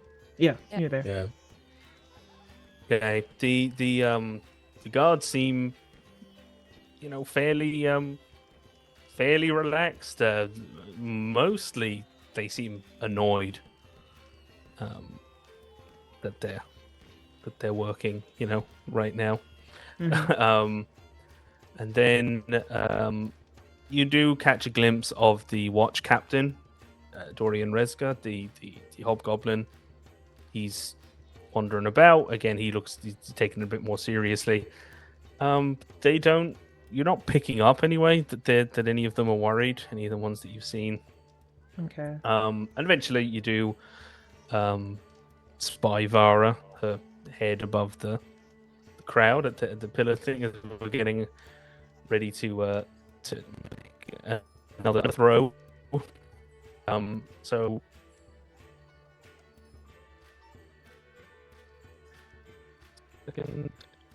Ben, come back. Are you with us? Are you in the room? The Ouija board is not working. Alright. Don't Oh, walk am I going? towards Okay, the yeah. light. Now I want to go watch Casper. God, I love that. So good, so good. See, that's a generational thing. I went to Poltergeist straight away, not Casper. So that's their generational thing. Fair.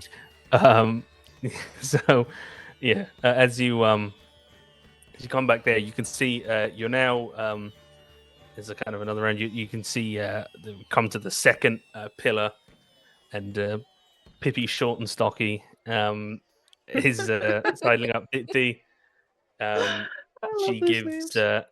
she kind of grips, and she kind of isn't she grabs the stone pillar by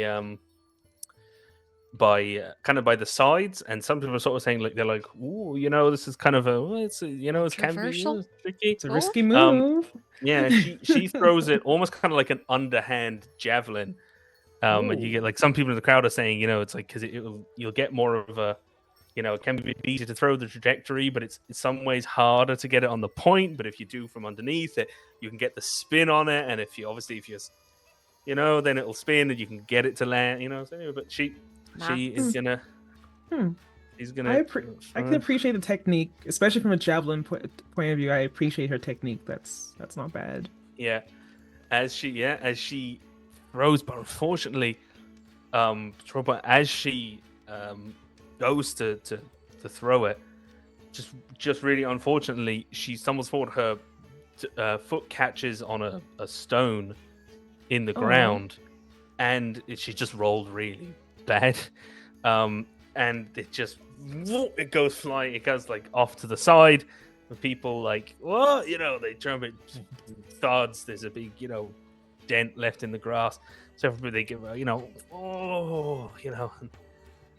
she is like she lets out a roar and like she's booting the rock, and it's like kicking up the dirt with it. People are like friends, kind of like on the shoulder, like come on, it's all right, People are commiserating. They're like clearly were not expecting her to expecting her to do well. Mm-hmm. As he's going past, the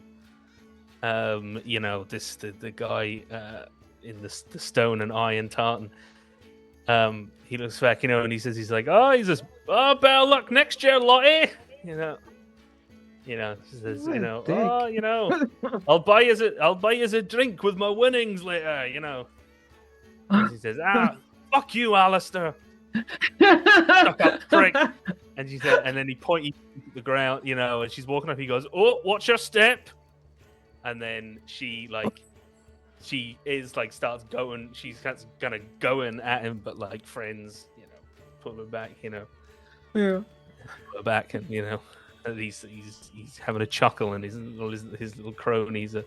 There's a couple of small people. There's a couple of other burly lads and lasses, about him. No, this is right up Shoulder Barrow each Street. other. This would be just like, love these days. This is what it's all about: sportsmanship and stuff. Yeah. And Warson, as I said, you kind of reach the crowd as Vara is stepping up to make her own second throw with the sort of the medium pillar. So Vara, could you give me once more that strength check, please?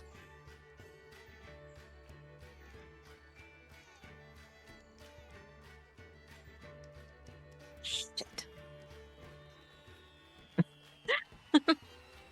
I mean, She Does was Vara have a trying. luck token? She does. or a boon. Up to you. I do have a boon, and then A boon. A boon. I will tell you what did I say? The boon wouldn't be enough. Well, the DC is 14. Oh, okay. No. Oh, screw it. We'll use the luck. We'll go for it. You have to roll really well on that boon. Like Oh, stupidly I think well. Wayne, are Go you back. speaking? Yeah. Yeah. Now you're back. Yeah. Yeah. Now we got your sound. Oh, sorry. I had muted myself because I was moving around. Okay. Okay. I'll try again. I Okay, can't so look. Okay. Yeah, don't look. Oh! Oh, sweet Lord. That was Nice terrible. God, it wasn't even a thing. You couldn't even give me that. I'd say she more than likely was trying the technique. She's seen, I was yeah. Yeah. I was gonna Okay. say she tries, and again, it doesn't go like it's not that it go like well give me the roll the d10 anyway. See how this 8. So 8 to 10. 8 plus 10. So this you actually throw it 100 feet, but it goes wide. So it's Push like through you a get farm. the power, push but through you a essentially barn or just something. you fling it, and it actually goes. Yeah, it goes wide, and it plows into a tree, and it actually does. It clips the corner of some barn. No, it doesn't. Thankfully, it doesn't bring anything down, but it takes a big chunk out of the Sorry. a wooden wall. I'll help fix that. And, yeah, and I was like, oh, but some people are, commenting on it. Actually, some hoof on that, Yeah, she'll like go some over to people the guy and just be like, I just can't get that technique. You got it, but these weights, they're very light. And he says he's like, oh, all these fancy says, that's he said, well, we throw that is there's traditions for a reason, It just goes to show, and There's traditions, but in my home where we come from, it's the weight and you throw it as far as you can. As you see, I can throw it very far. It's very light. You need to do a bit better, guys. he says, And this I whole think the technique game's- is that just because you can't throw heavy things, or I And love he it. says- this is why you made the technique? and he's stepped up, and he's probably of a similar height to Vara, because Vara's very tall, isn't she? Mm. She was. Where is she? We have her at. She's not a shorty. No. Where is it? Either way, he's of a She's height. tall with anyway, Vara. I know Yeah, that I know one. she's yeah, he's of a She's height tall with and Vara. And She's built. and he steps up, and now like to be fair, like he's a big guy, and he steps up and he's like, well, he says, maybe you should go and play your games back home. I gotta love it when people start getting shitty. Oh, she'll bulk then right in front of him. She's like, do you want to say that again? Flip him to see how far Right? he goes. Someone, and he's got so there's He's asking- another He's begging to be flipped. He's begging for it. Yeah, it's like, do you want to say that again? I didn't quite catch that. hang on. Why I had it written here. Hang on. How many? Okay.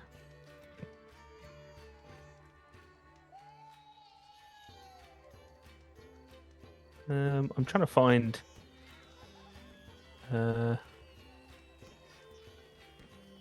Okay, I thought I had written down exactly how many how many other people were kind of with him. But there's at least there's 4 anyway.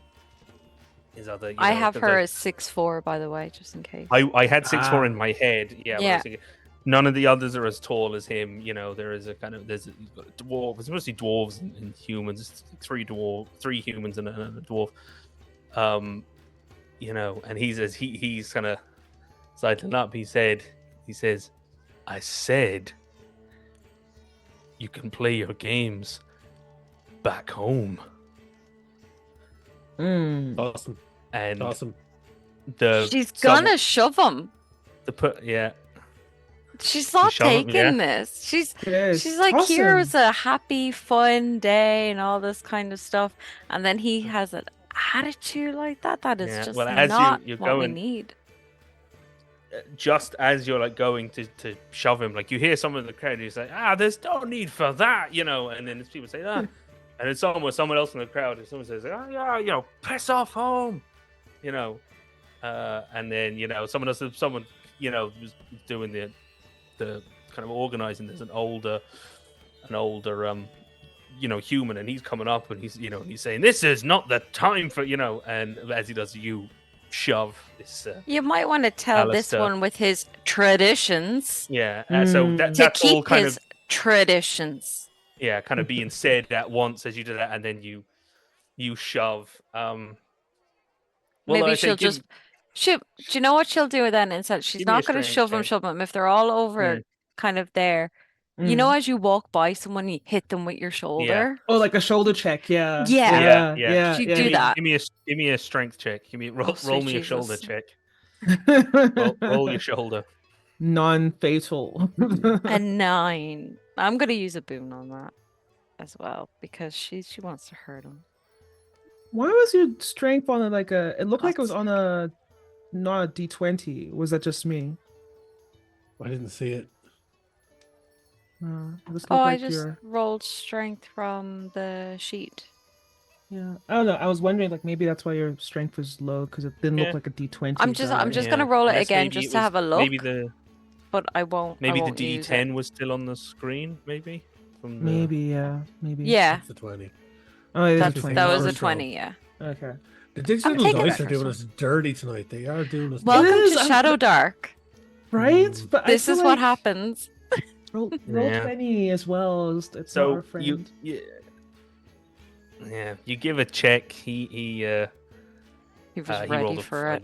He had a he was braced because you could tell. I mean, he wanted something to kick off. So you know, you go. You don't. It's not like you get knocked back or anything. Oh, thank you, Oh. Patty. Oh. So you He's always thanks looking very out much, for me. Paddy. You poof, you know, and you walk by. You see Warson at the edge of the crowd. And as Warson is there to kind of, you know, fill you in on what's happening, what Bram has said. Bram, you sort of, you know, crawling up to this shrub. I mean, are we rummaging in the shrub? If the Like a Knights of Knee jump out of this fucking shrubbery, I swear to God. But I'm going to very carefully, slowly but surely, and with the knives, just start kind of like arting the shrubbery, looking to see where this little pig was looking, and just like kind of being very careful. Yeah, you can see it. You know, it's it's dark, but as you kind of look, the sun catches off one of the daggers, and it catches off. You see more feathers, and you see a dead messenger rook. And is there any messages or But there containers is or no whatever? message on its leg, but you can see on its leg there is a one way or another. You might have to investigate further. A broken, like the fastening, whatever, you know, Yeah.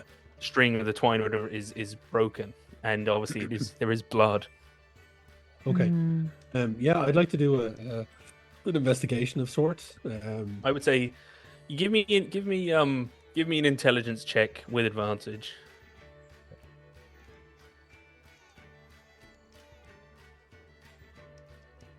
Natural 20 Yeah, on the first roll. buddy. Natural 20 on the first roll.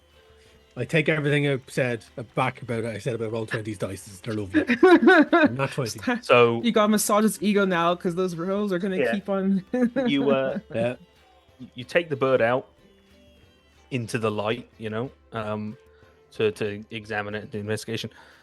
The material that was securing upwards and whatever. Presumably, it was carrying a message. It was a messenger hook. It had Mhm. something tied to its leg, though it's not there anymore.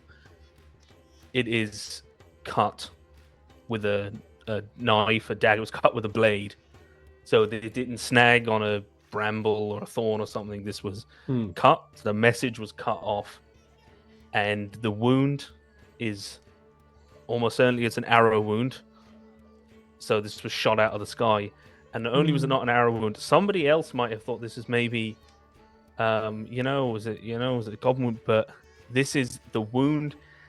It's very clean, and it has this a cross, like an X kind of pattern to the wound that you can tell as you kind of dig around with the knives, and you can see, and just from what you're familiar, because you're more familiar with goblins, but you have a little bit of knowledge about goblinoids in general, hobgoblins and bugbears. That is a type of arrowhead that hobgoblins use. And furthermore, the way this bird has landed, you couldn't say you're 100% certain like the other things, but you're fairly sure it was flying towards Drakengrave from the mountains where the goblins coming from the goblins to the town of Drakengrave, where it was shot down by a hobgoblin arrow and the message stolen. And with that, 20, would I be able to tell how long ago it died? Oh yes, sorry. It was. Now I have to think. It's of course, Ben, you wouldn't put that down. I think, if I'm remembering correctly, it was. You would say it was probably shot down in the last 24 hours. Okay. So maybe to 36, in the last day or two. But with that revelation, I think we're going to take a break, folks, and we will see you in 5 minutes. Back at 10 to, I guess. See you soon. Yeah.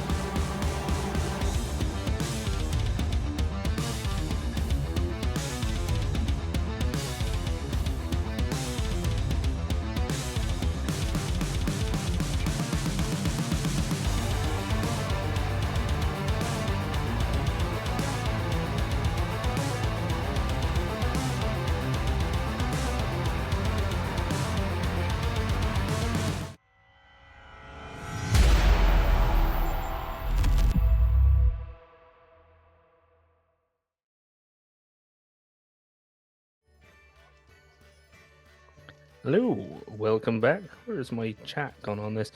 Bram, you have discovered this messenger bird has been shot down en route to Drakengrave from the goblin settlement. I'm going to try and stretch this natural 20 a wee bit. Just a Recently. wee bit, right? So I'm going to try and stretch this natural 20. Can I, as I'm poking around at this bird, finding out, right, this was killed by a goblin arrow. I can tell it's coming from the goblin settlement. Can I see if, obviously, whoever shot it down came up, inspected it, took the message and buggered off. Can I see if there's tracks with that natural 20? Can I see if there's tracks and in what direction they're going? I will say there's not really clear tracks, which will probably indicate to you they probably did their best to cover that up.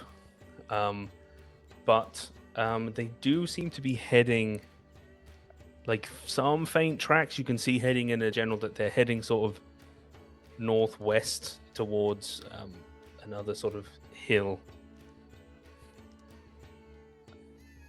Away from Drakengrave, away from the town. Away from Draken, yeah. Okay, all right. I will say you didn't see anything like heading towards the town. Okay, all right. So I'm going to take the crow, bundle it up, put it in my pack, keep it as close to intact in its horrible decrepit form as it can be. Wrap it up carefully, put it in my pack and keep it. I'm going to clear the shrubbery and the bush and kind of make it settle it that it's settled and gather any feathers. And then I'm going to make my way to start following the tracks north-ish, whatever direction they're going. Again, quietly, carefully, keeping eye out, keeping ear out, hood up, head down, sneaking along, daggers still out. That's what I'm going to do. Yeah. And again, the bird is, it's starting to it doesn't smell great, but it's recently neither do I. It's recently deceased enough that it's it's recently enough deceased that it's not you can pick it up, bundle it up. It's not kind of falling. It's not bones and feathers, and it's it still has body, for pardon the pun, that you can kind of wrap it up. So as Bram is making his way off there, Warson, you've come back to explain to Vara what Bram has said. Yeah, but first I'm a bit worried because there are some people in the crowd yelling about how we should, go back home. So I'm kind of looking around the crowd to see if tensions have been settled, or people still seem like they might have some animosity towards us or people in general who just come here. Running it is, or that's overseeing it, has called a break. Some people seem pissed off at this guy Alistair for spoiling it. You know what I mean? Or why would you? For the day that's in, you're pricking somebody is saying, oh, what those Stone songs are like. So you get the impression this guy's name is Alistair Stone Song. And there's a couple of there's a couple of people who are you hear a bit of argument back to it's only you saw the way she was muscling in here and she's making a mockery of blah, blah, and some people are like, that lass was only having a bit of fun so isn't that what today's all about and then somebody there's a piss off but it's kind of cooled down. People are dispersing a bit. Some people, they say they're going to reconvene this. Walk They'll it get off. a drink into them, and they'd be grand. Come back later. Come, but so some people go off, and somebody's, you see some people heading off to. There's a couple of food stalls. There's sausages being roasted, and in the middle there's a one of these. You see actually a large goat, but you actually see as a couple of these little pigs that Bram saw out and about, the they're ones. on a spit, Oh, they're I love how we're like that again escalated. And meanwhile, you're like, oh no, it's bacon. I'm sure that well, maybe it would be in that way that you're like, oh, he's so ugly. I love him. They're like these gnarly little pigs. Don't look like they look like gnarly little Aw. gross little gremlin pigs. Uh, But yeah, it's fine. You don't have to eat the face. Not any they not anymore. They did. Not Yeah, anymore. There's don't some make eye old people that said, contact the with face is the best part.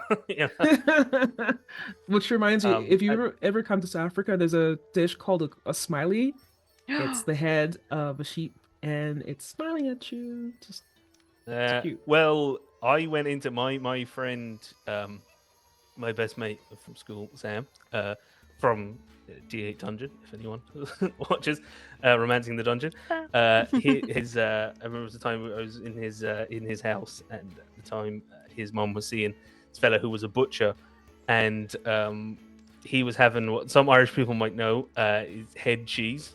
So he hadn't eaten it yet, but it was I went in and there was a pig's head split in two, boiling in a pot. So you'd scrape it all off and put it into it. Yeah. So with it, a tradition. Yeah, face eating. Yeah. I think I did hear. I think Christian or someone someone telling me about Smiley. Yeah, Smileys are like, yeah.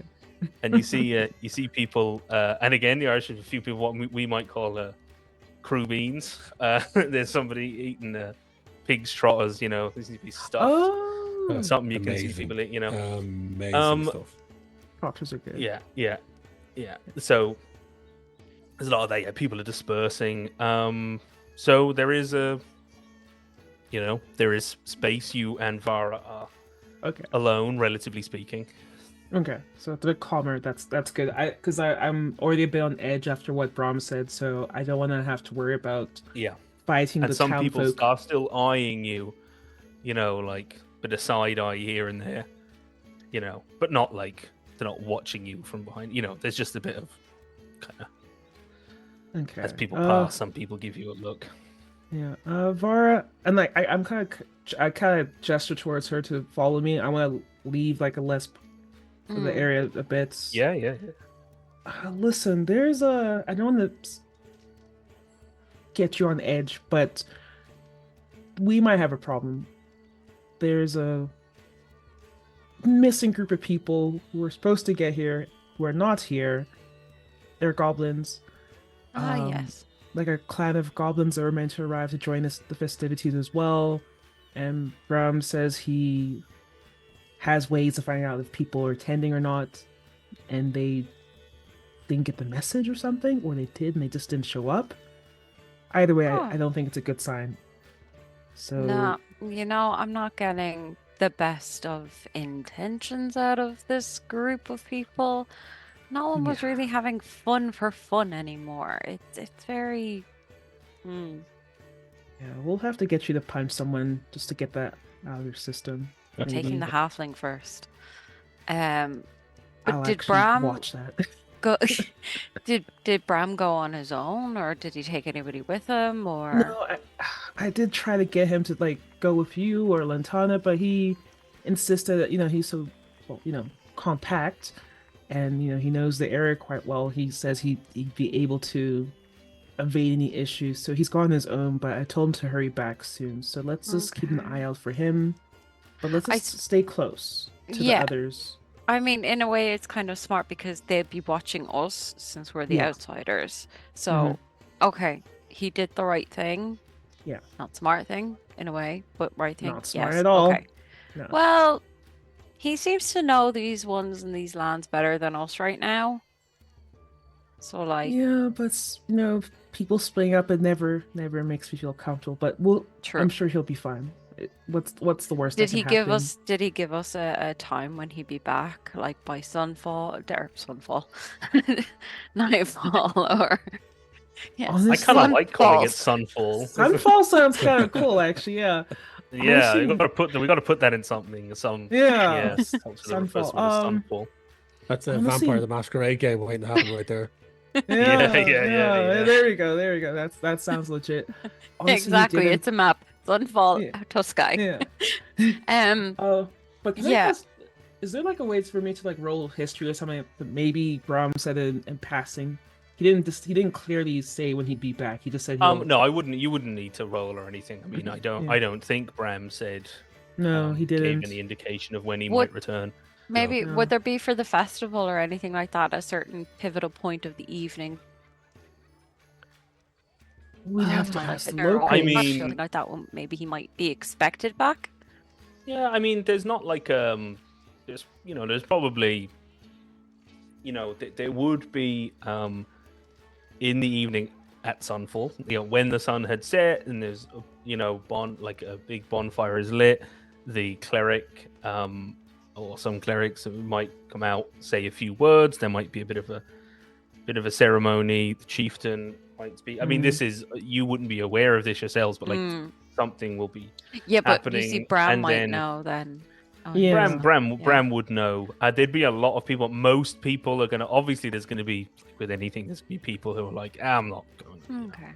Okay. Some people, like they might just hang, but most people are gonna gather in, communally for that, and then it's probably at that stage. There'll still be people outside, maybe food, but at that stage, really likely everyone is gonna crush into the hive and hearth, into the pub. At that stage, so there's a lot of people who are kind of camped out in the pub now. That, like, we've got our seats, and So, it's if always he's somebody not there back with by- the cloaks, several cloaks on stools, and Oh gosh. no holding the chairs. Yeah, you have heard, you've heard from around and actually, Iran, the blacksmith from Six Widows, had, he may have mentioned at some point this kind of thing, because he is actually from Drakengrave. Yeah, you did say he's from here originally. He, and actually speaking, you've seen him about, you've seen some of the others, you've actually seen the children. A lot of them, it's been a welcome reprieve. There's a bit of lightness about the place. You see some doing the what do they call it? Macarena? I don't know. I'm just thinking Fish, of random. fish. Fish feed. It's this like a ball toss game into these these open, this hole that look like, but there's like fish painted around these three these holes, and you gotta like try and toss the ball in, and so they're playing for they're playing games, they're doing these other things amongst themselves. Some are playing with local children, there's some of them just playing like a game of tag, and you can actually see the druid Tolov, the very ancient wrinkly druid, is now up on top of the bull goat at the rodeo, just like, oh my God. absolutely like keeping Right, this like this bull break in a check, with the nat 20 Okay. animal handling, Okay, so like just like very impressive. And then some people are, they're like, they're getting a great buzz off it. So like there is still a bit of buzz of the place, and it is heartening to see that there is a couple of people, as you say, you do get dirty looks, and you actually see some local children playing with the Six Widows kids, and in one instance a parent comes up and pulls the child away, and is sort of pulls them away from the refugee children, but others are Can watching, I you can throw a see little rock at the parents some if I of the see older that? people, locals and refugees chatting. Just flip the Yeah, parent. you can, Flip yeah. the parent. I just feel like you need to You've flip heard of someone, you need to parent punch traps. someone. Get ready Yeah. for parent toss. Yeah. I mean, if they're going to be that ignorant, yes. Right. problem. These people need to be Toss them flipped. like a Yeah. salad. Toss them Yeah. like some loose leaves, man. I'd Don't say toss do their it. salad. Don't toss their salad. No, No toss them salads, like a please. salad. No, we're not Yeah, tossing don't- salads, people. We're No, tossing people no, like no. salads. Like, No. no, Very- that's not that kind of. very It's not that kind Anyway. of, not that kind of story. I mean, it's gone real ShadowDark now. I mean, come on. After hours. Zero. After sunfall. I'm Yeah. never going to live that down. No, Sunfall. I is like cool. it. It's not- Sunfall is really cool. No, but I want to call a town sunfall. do Yeah. it, do it. But for once, I'd say Warson's not even gonna try to like stop Var from being needlessly violent. She will actually look at that and be like, you know what, they probably deserve to Oh. have If they have fireworks and stuff, because for these kind of celebrations, what she'll do is she'll find the fireworks and give it to the kid and tell him to light it at home as a birthday treat for the family. See how they like their house going up in flames. wow, that's like some long. You're playing It's the the long long game. game. You're playing the long game. I And like that. That's some big unfortunately, brain. you haven't seen any fireworks. That's a Shame. Maybe villain there's- origin story waiting to happen. Right? My, The my kid that family were burns down their own home. my family were murdered in my home when I burnt it down after a roaming barbarian gave me fireworks. And You now didn't I have to roam light the land drinking fireworks, so from it's really barbarians. your own doing. I don't know why you're Like, blaming yeah. me. Exactly. Like Cold Sounds like a technically you problem. Yeah, Yeah. you Gaslight burned the down your shit own out of them. home. Yeah, You burned down your wandering homestead. That wasn't barbarian. me. Wandering Yeah, barbarian jeez. called himself the Roman candle. Oh, Jesus Christ. Roman around. Yeah, so they said, this is all I love going it. on, Oh, Yeah. and actually, So Varo will say to Orson, like, kind of like, what time, like, when should Listen. we start worrying? Like, I think it seems like the festivities there seems to be a time when people gather for final announcements and whatnot. So if Bram still hasn't showed up by then I Okay. should say we worry. While we still have daylight on our sides, we should just keep an eye out for the perimeter. The guards Okay. don't, I'll mention to her as well. Like, the guards don't seem to be nervous or on edge. They all seem calm. Maybe just annoyed they're not drinking, but they don't seem to be on edge. So I think we have to be a bit more vigilant because they're just too focused on the festivities, honestly.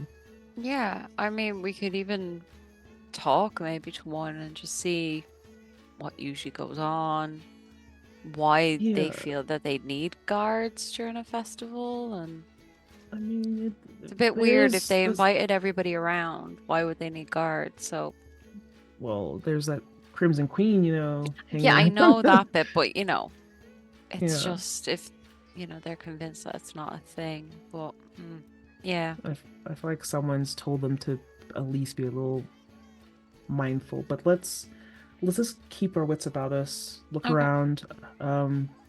Let's just not split up any more than we have to. I think if we stick together, look for Bram. would Warson have told Vara about the brew that was Well, made? I would say no because Okay, Warson fair. doesn't want to encourage imbibing. Like, that's almost like Bringing it on. adding fuel to the fire. So she's trying to keep it low key. Like, yes, I might have like some nefarious drag on me, but no one needs to know that. Yeah, no, Right. that's no worries. She'd be so yeah. Vara will just be like, you tell me where you need me to go, who you need me to hit. I'm there. Yeah, I think let's just keep close. The outs, and I kind of say quietly, us outsiders need to stick together. Clearly, there's some tension. So, like you said, maybe we should ask around and see what the schedule is, or for the rest of the day, and just try to find out where to regroup. Yeah, and blend in a way. Super. Yeah, and then if you go tossing some rude people, that's neither here nor there. Like, it's part of the festivities, right? I think I might just pick up these flimsy pillars and start dropping them on people's feet. See if Once- they. Gonna rename this salad dark. I was gonna say go toss some tossers, but like, I don't know. Talking about flimsy pillars. You can get a pill for that, I think. Just tossing them flimsy pillars, like just tossing Oh, and we wonder why the dice gods punish us. Yeah, Um, we're not worthy. Although I would say Warson is of clean mind and whatnot. It's just the character. The character is good. The player was working on it. I'll repent later. Vara's very naive. She's no idea why you all are laughing. She's like, yes. So I said what I said. Why are you laughing? Bitch, I said what I said. Yeah. As a bard named Doja once said. Yeah. Like, So I hear she's quite popular. Not in this universe. she so you can as you're going off to kind of in the direction of the Like maybe a find a town watch hall? member. Yeah. You actually run across Iran, the blacksmith. Okay.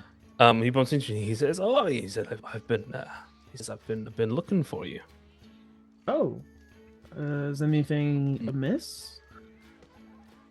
He said, no. He said, I know you're probably enjoying the festivities. He says, it's been it's been quite a while since I've been home, and I do. It was always a particular favorite of mine. He said, there's somebody. I'm actually looking for you on somebody else's behalf. Oh, He said the local blacksmith, Deirdre, I should say, she's actually looking for you.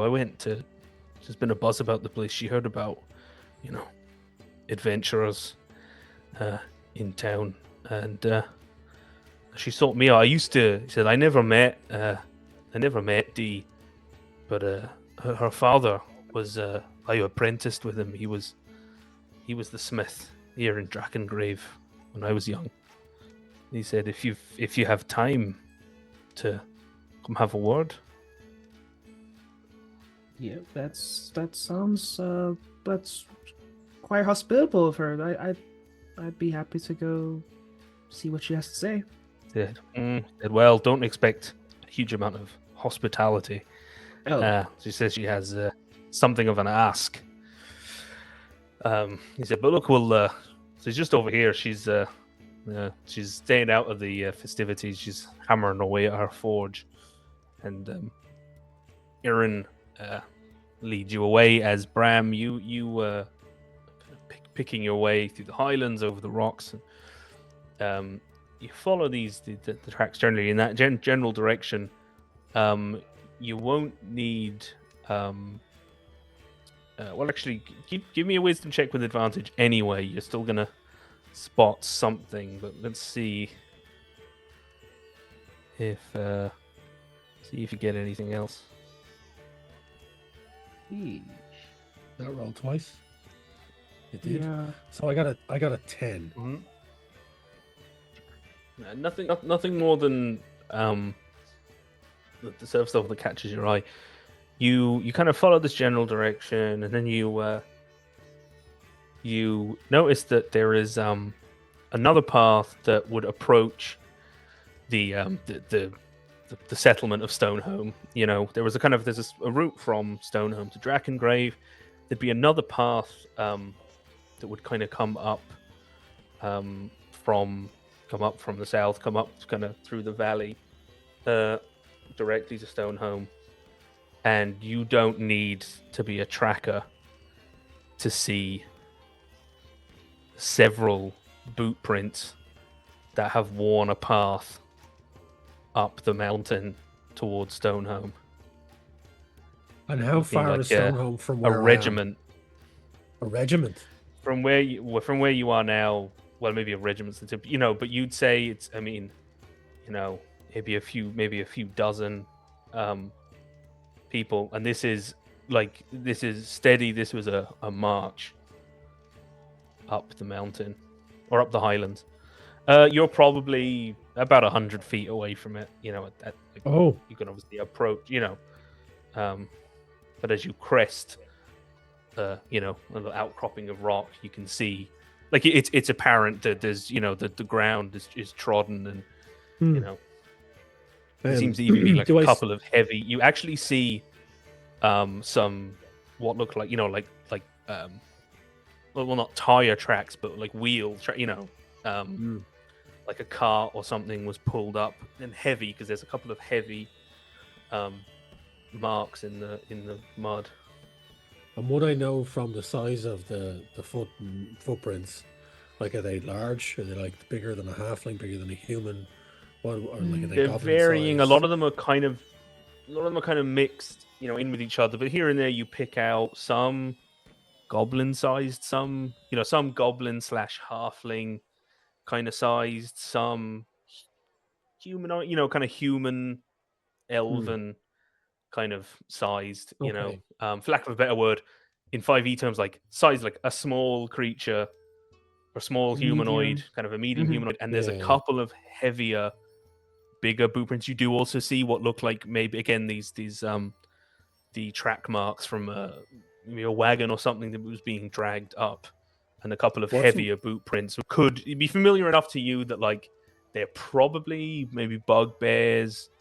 They don't look maybe big enough to be like ogres, but it looks like if you had to guess, Okay. looks all together kind of looks like goblins and human and Okay. hobgoblins and So bugbears. what's my surroundings like now? What kind of surroundings do I have? If I'm 100 feet from what is supposed to be a goblin settlement, do I see any signs? Oh, sorry, not from the settlement, Yeah. just from Yeah, the. sorry. Sorry, I misunderstood.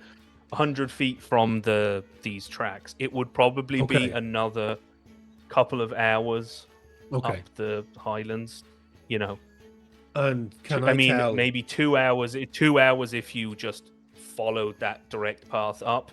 3 to Okay. 4, depending on how quick you're going. If you were to take a bit of a route up around less obvious positions. From I know that's a pretty mid roll, but you're saying it's very obvious that there's tracks here. But can I tell how old they are? How long they've been here? Are they recent, fresh? I would say you probably couldn't say within within a matter of kind of a couple of days. You couldn't be certain whether it was but like they're no older than a week.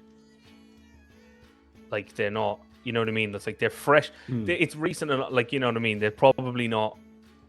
They're not old. They're recent enough, but you wouldn't be sure. Could be 2 days. Could be up to a week. Could be yesterday. It's very difficult to tell because it's all. Can I do an investigation check of the area? So the tracks that I followed to here, I want to check and see, do they meld with these tracks and continue in the direction those tracks are going, or do they go elsewhere? So like you make roll that with advantage. Cool. Mm-hmm. For fear of what this is going to be. Okay, That's- 16. That's good. Yeah, it seems to have actually. They've come from the other direction, so they've come down the mountain and kind of curved off that way, and so it seems like obviously these were up this way, but the tracks that were there that kind of shot down the bird. It seems like again, obviously, a bird was loosed from Stonehome, but it wasn't like somebody in this column. While the column was moving up, they didn't shoot it from there. They seem to have come from Stonehome to shoot down the bird. Okay, so they were in Stonehome. Somebody tried to send a message. The goblin came, shot it down, and retrieved it. Is what I'm thinking here. It's a case of that seems that so way to Bram. this caravan of individuals made their way to the goblin settlement. Did something. Goblins tried to send word. Boom, shot it down, retrieved it, didn't get out. So there's a very good chance that the goblin settlement has been either taken over or bombarded.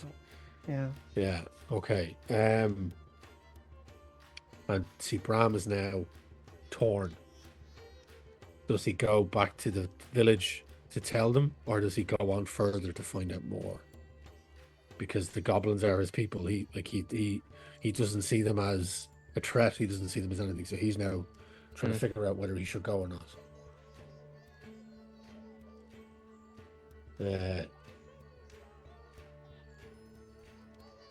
Sorry, I realised the festival music. It's got festival music is probably still playing. Can't hear the music. Please.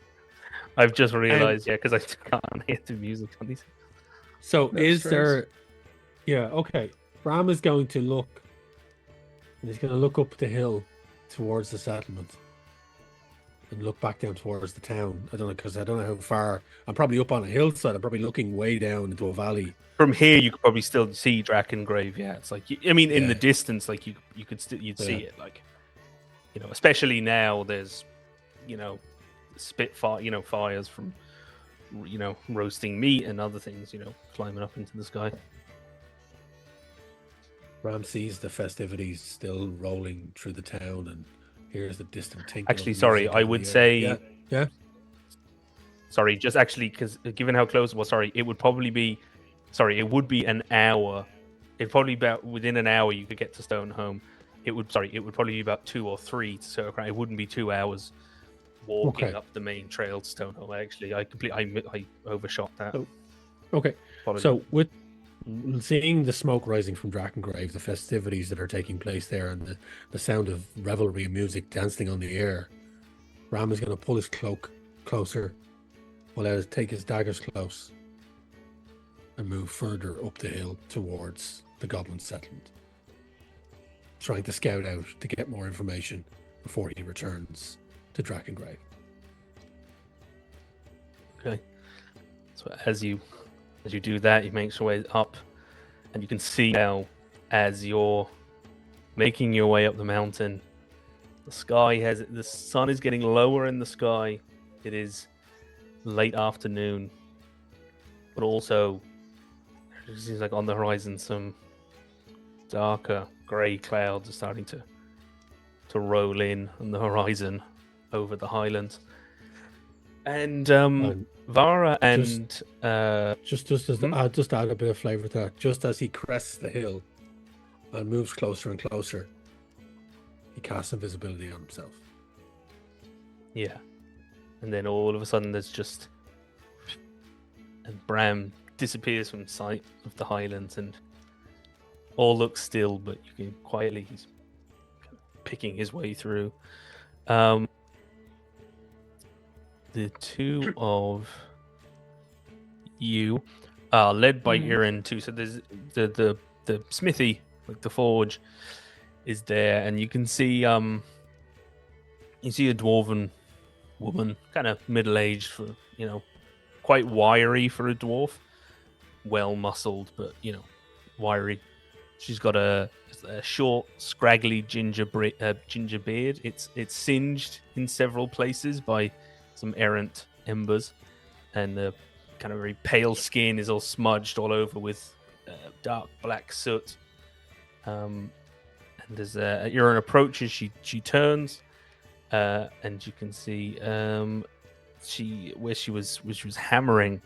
She sort of gives a wave with it's like an articulated prosthetic. What on her hand is an articulated prosthetic metal fingers on her hand. So the ring and pinky finger of her left hand are metal, and they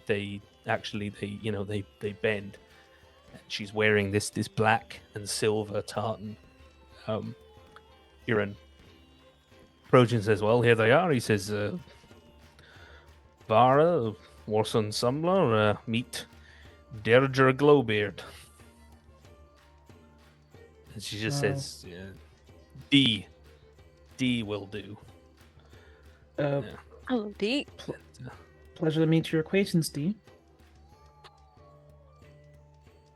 I hear you need something. We'll cut to the chase. You have requested us for something. How can we help? Yep. She says, "I like it. Cut to the chase." Says, "Now, my kind of woman," says, "So, this is, I'm not sure." He says, "You're here. You're not local. You're the adventurous type." He says, "Now, I might be local, but I never particularly liked it here. But when Daddy passed, I came back. When he was ill, I came back, and it seemed the right thing to do, to take over the forge. when he passed. He said, but I was studying in the rune halls in Sturgard, further north. That's impressive. He says, but, well, I do miss, while there is quite a meditative beauty in forging what you should say a goat shoe, not a horseshoe, or whatever, for forging a horseshoe, or nails and hinges, and I suppose the goats wouldn't need shoes, and hinges and nails and fences. She says, there is something I've always wanted to get my hands on, and you seem just the type.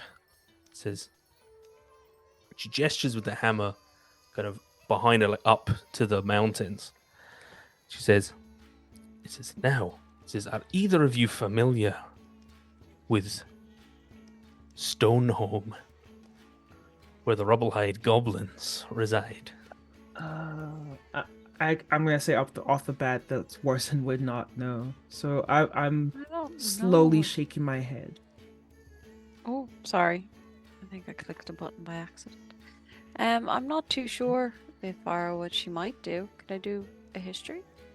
Yeah, because you're from the mountain. Yeah, you can be you can either of you. You can give an intelligence check. Yeah. Okay. I think Bram would have said that he was kind of going. He in that mentioned route. that, like, you're So I aware did that it's mention there.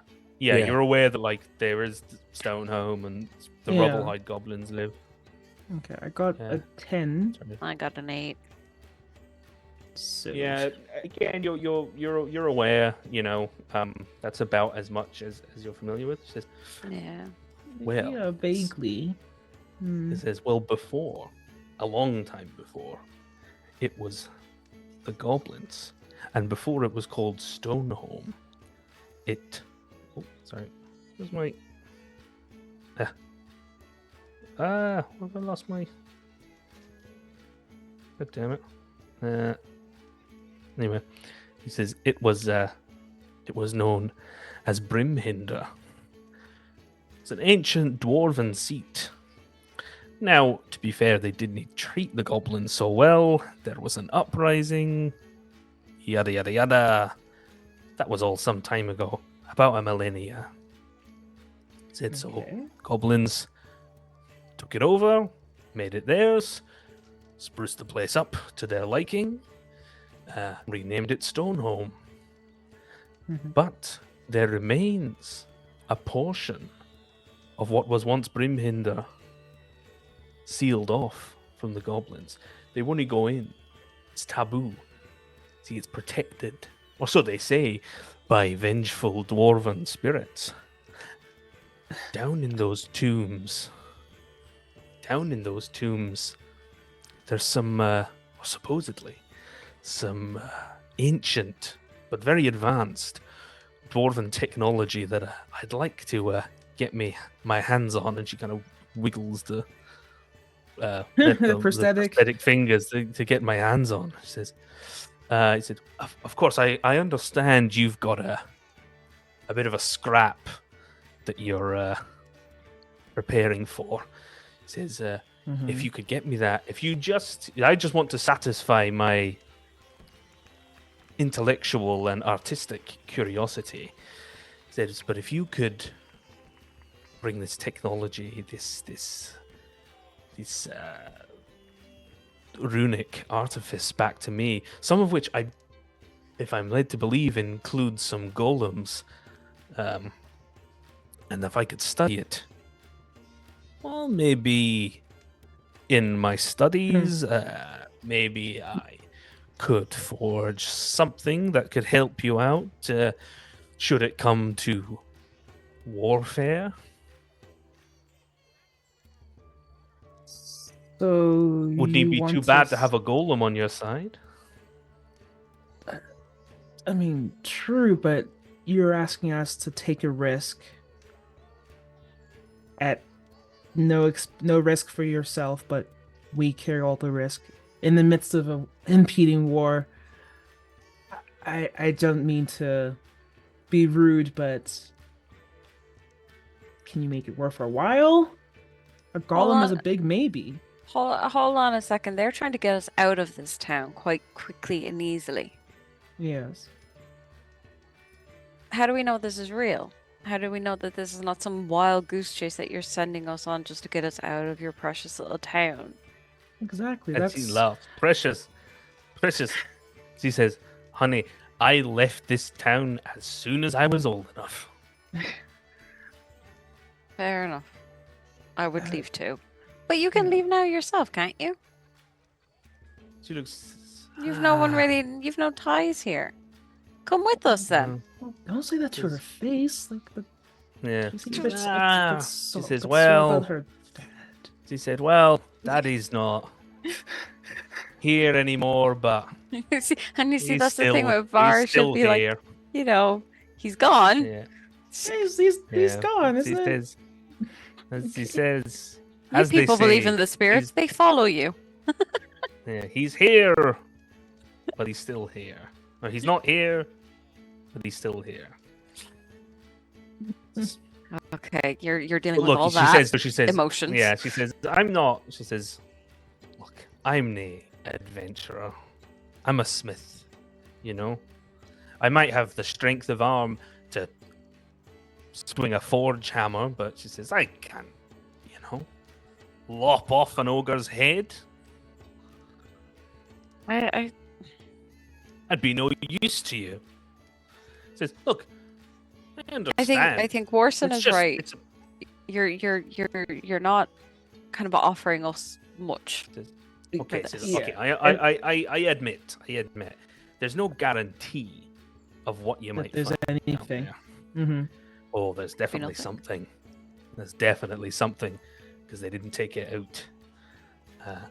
But I understand. It might take some time. Perhaps I'm overestimating my skills. Perhaps it will take me longer than I assume to work up some machines of war for you and your party. I understand. Mm-hmm.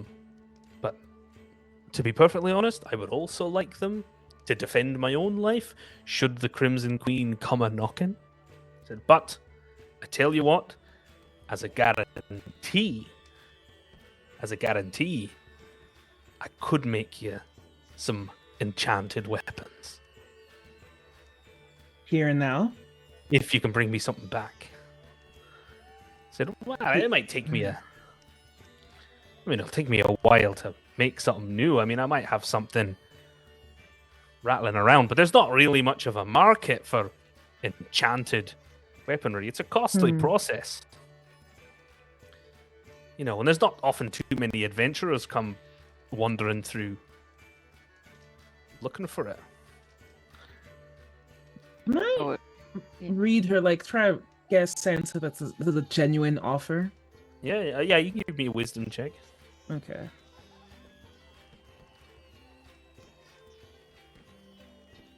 $12?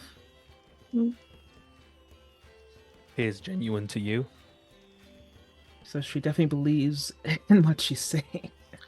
Oh, she 100% now. Aaron does chime in and kind of say he's like, oh, you know, he said, you know, it is quite an ask, you know. And he says, you know, I'm not too keen on the idea of you risking your necks, you know, if you don't come back. But I mean, well, could if you use all don't the come help back, we you'll could get. all be happy because you don't want us here in the first place. I mean, you He win says- that he one. says, I said, look. I know, but I'm Everybody just said- saying. He says, look, I've been about, you know, opinions are split. He says, look, but I mean, it might be worth it. I mean, that's assuming, you know, I mean, if the rubble hides, if the goblins would permit you to go, if I had to guess, I mean, If we no do skin off their find- nose to let you wander down there, but Yeah, if we Mm. do find something there that could actually help us against the Crimson Queen. he says, for what it's worth, I know, and Damon, Deirdre's father, was. I mean, he always told me that you know, he it was common knowledge that down in the tombs of Brimhinder there was something old dwarven What other magical. technologies would be down there? Because we have a friend that's gone into a predicament, and we need to work on Are there certain that. magics? Yeah, said- that's a good point. Are there she certain says, he said, magics that might be useful? I'll be honest with you, probably wasn't their forte. Okay. Not really medicinal magic. It would, if I had to guess, it would have been magic of the martial variety. Oh. Okay. As I say, the golems. Now they did have golem servants. That was for sure. The stories of Brimhinder they had, and the goblins themselves would tell you old stories. And there wasn't many of them, but as they say, they would fight steel men. You know, well, at least the nobles. You know, each of them all would have had a golem of sorts in their Is this employ. more? Usually is this- guard the clan chieftain. Are you so? Weapons. So people have seen these golems before. That it's not just children's tales. Well, these have been people known saw to actually them exist. 1,000 years ago. But there's Yeah. historical records. I'm gonna look at Irwin, then look at Vara, then look at D. It sounds too good to be true. We just need to collect ourselves and see. I'm not saying no, but We have to discuss it with our other party members who are indisposed right now. And All I'm saying, though unlikely, if for some reason you find yourself venturing up to Stoneholm for one reason or another, fair. if you're in the vicinity, yeah, So he it's just like you're so not happens to stop tasking on us, by. you're just tomb saying- raiding, Okay. You're not asking us to specifically go there. You're I just don't saying know if why we you would go there. possibly be going to Stoneholm. I don't know. No, you know. She says, Yeah. well, she says, I did hear now one of the council members had said, you know, that there was possibly some diplomatic mission going, you know, to try and maybe get the rubble hides on side, so to speak. I don't think, maybe you know, lots of people would say, you know, a goblinoid is a goblinoid, but, you know, the others would tell you the rubble hides, you know, they're not so fond of their hobgoblin cousins or the legions down south. A dwarf could tell you one thing about just because, you know, another dwarf. I think there's nobody that another dwarf can hate more than another dwarf. You get two clans, you know, yeah, it might help like us Scots gain... and other Scots. Bloody Scots, they ruined Scotland. No comment. I know some good Scots. Groundskeeper Willie. No, it's Groundskeeper Willie with, you know. Oh. But he, yeah. She says, look, I understand. She says, I don't really have much to offer. She says, now, I mean, we can talk about enchanted What? Yeah. equipment of sorts later and see what can be whipped up for you. But I could do them, you know, if you have some time. That could be sorted. As I say, I can't make any promises of what might come of the research of this ancient dwarven artifice. Said, but in the meantime, if you want, she says, I certainly have equipment of a more mundane variety. If you're feeling not well enough equipped, and you know, looking at Vara, she's gonna say it's like, oh, I see you're in your leathers there. I mean, not really, you know. If you were looking, it says I do have some spare chainmail knocking about. If it interested the two of you. Okay. It could work, and I'm saying this more towards Var, but I'm clear with the others and hearing distance. It might help us gain favor with the people who live here if we look into this this I didn't think about mission. that. And if they're planning to do something, maybe we can help and then gain their favor.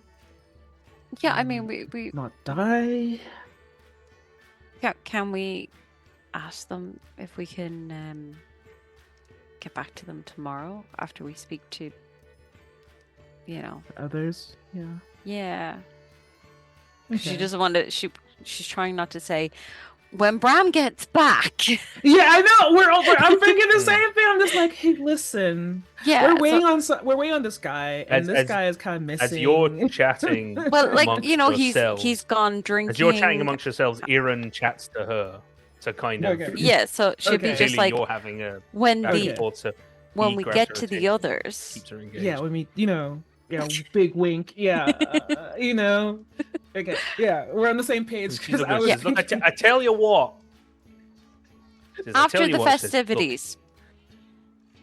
he says, look, tomorrow, or whenever he says, however you're longer staying, if such a diplomatic mission is to take place, if you're heading up to Stoneholm, I said, I tell you what, free of charge, as a gesture of goodwill and good faith, said, how about a couple of sets of chainmail? And maybe some other bits and bobs if I've got anything You can fancy." you can sharpen the blades that I have too, would be very helpful. Actually, this is something because I don't remember if the blacksmith did that for before. He did I before, think and we Erin got did the it. very first Yes, hit yeah. was like the extra. I can't remember if Yeah, was it because I did extra have the effective? mechanic. Yeah, Yeah. I couldn't Yeah. remember if you availed of the mechanic.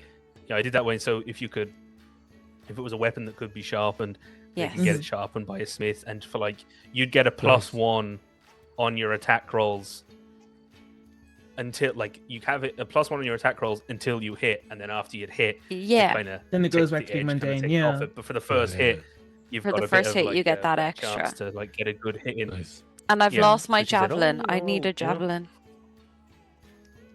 I'll give you 2. I feel like we've been buying like a secondhand car or something like that, and it's like try a wheel and deal us, but Throw it. Yeah. Okay, so But she's like, look, if you're going on sharpening. this mission, she'll okay. do a few bits and bobs. You get some smithery service. And she says, that's And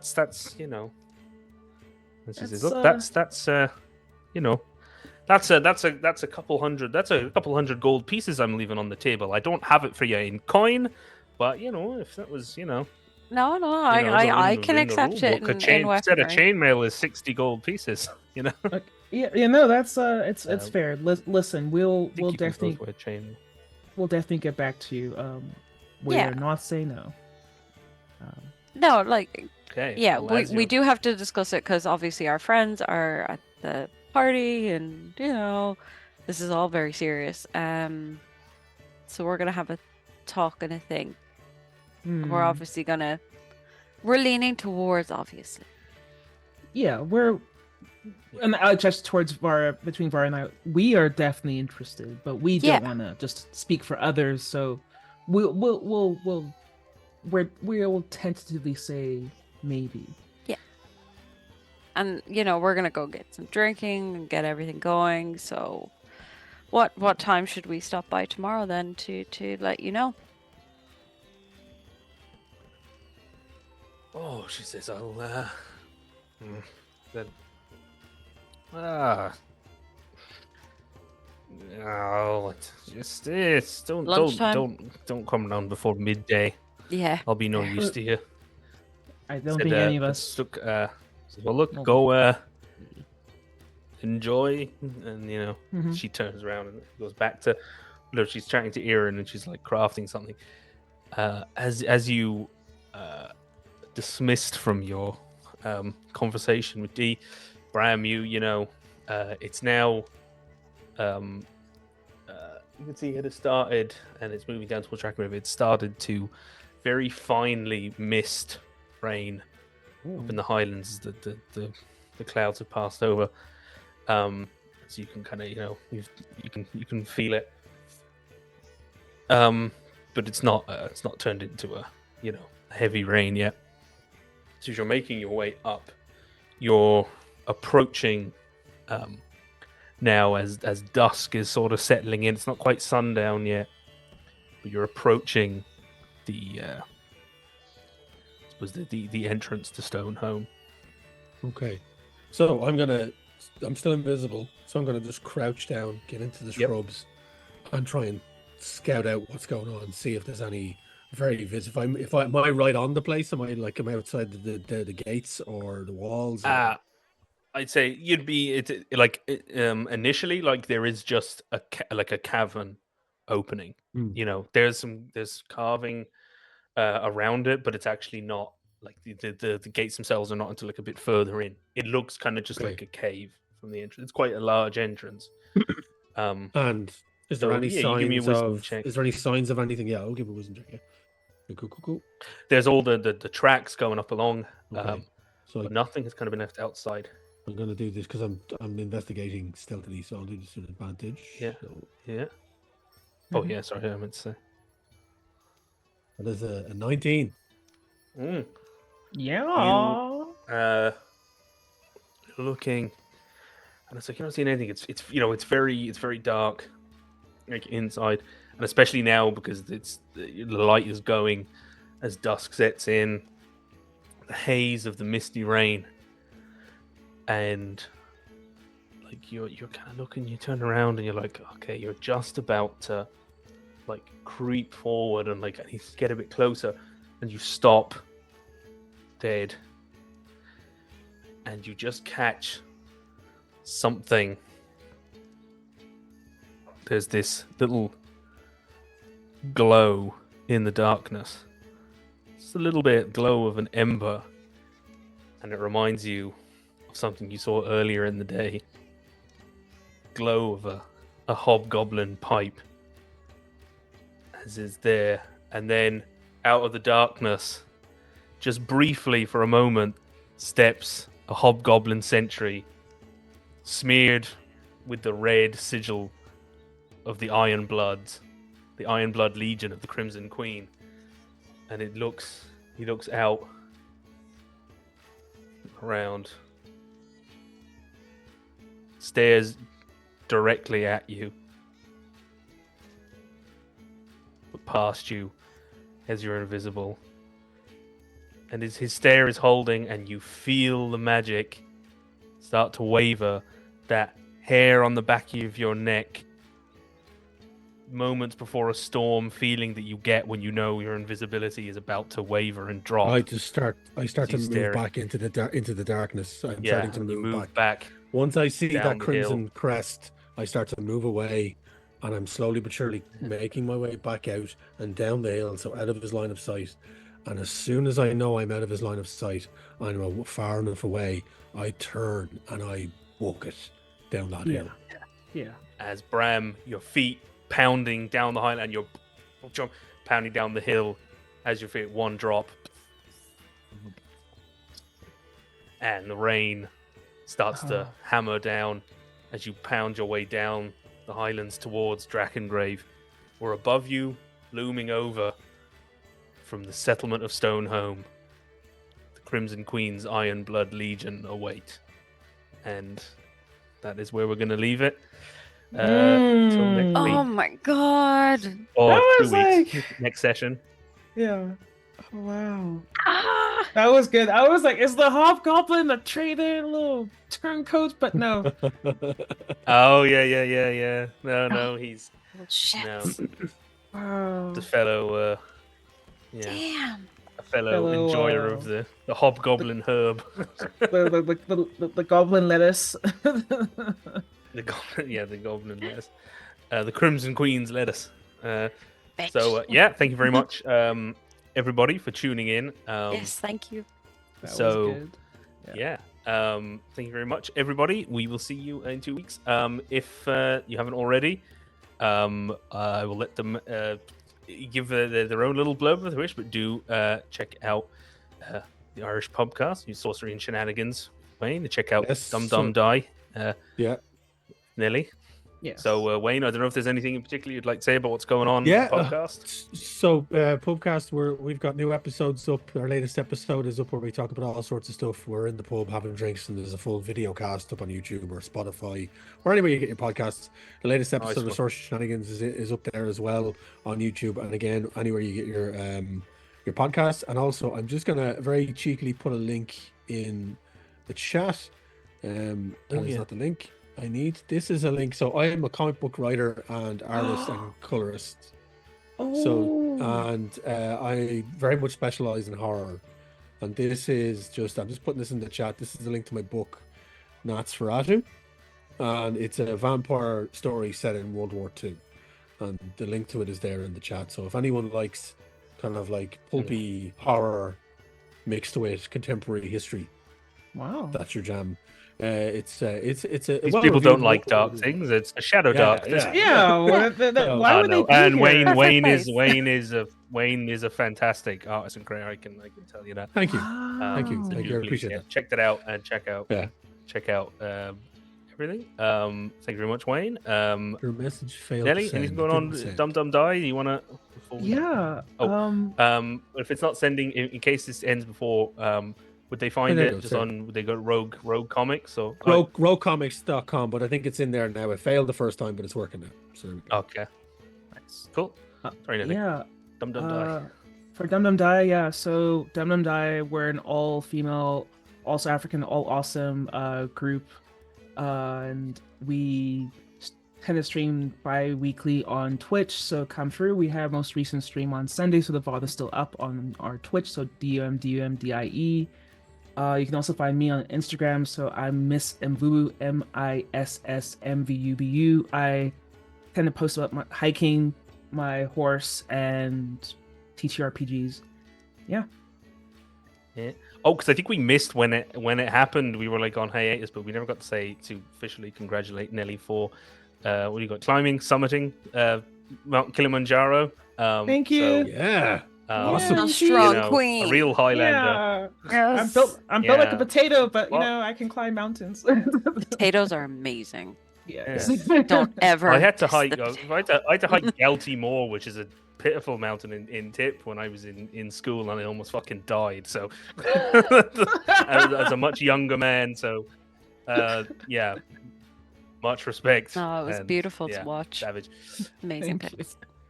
Okay, folks. Thank you very much. Oh, and of course, Freya. Where can people find you at? Freya Raven Emerald Pride, Collective. right? I'm in the Discord. You'll see me there. Yeah. Okay. Well, thank you, folks. We'll see you next time. Bye. Bye. Bye.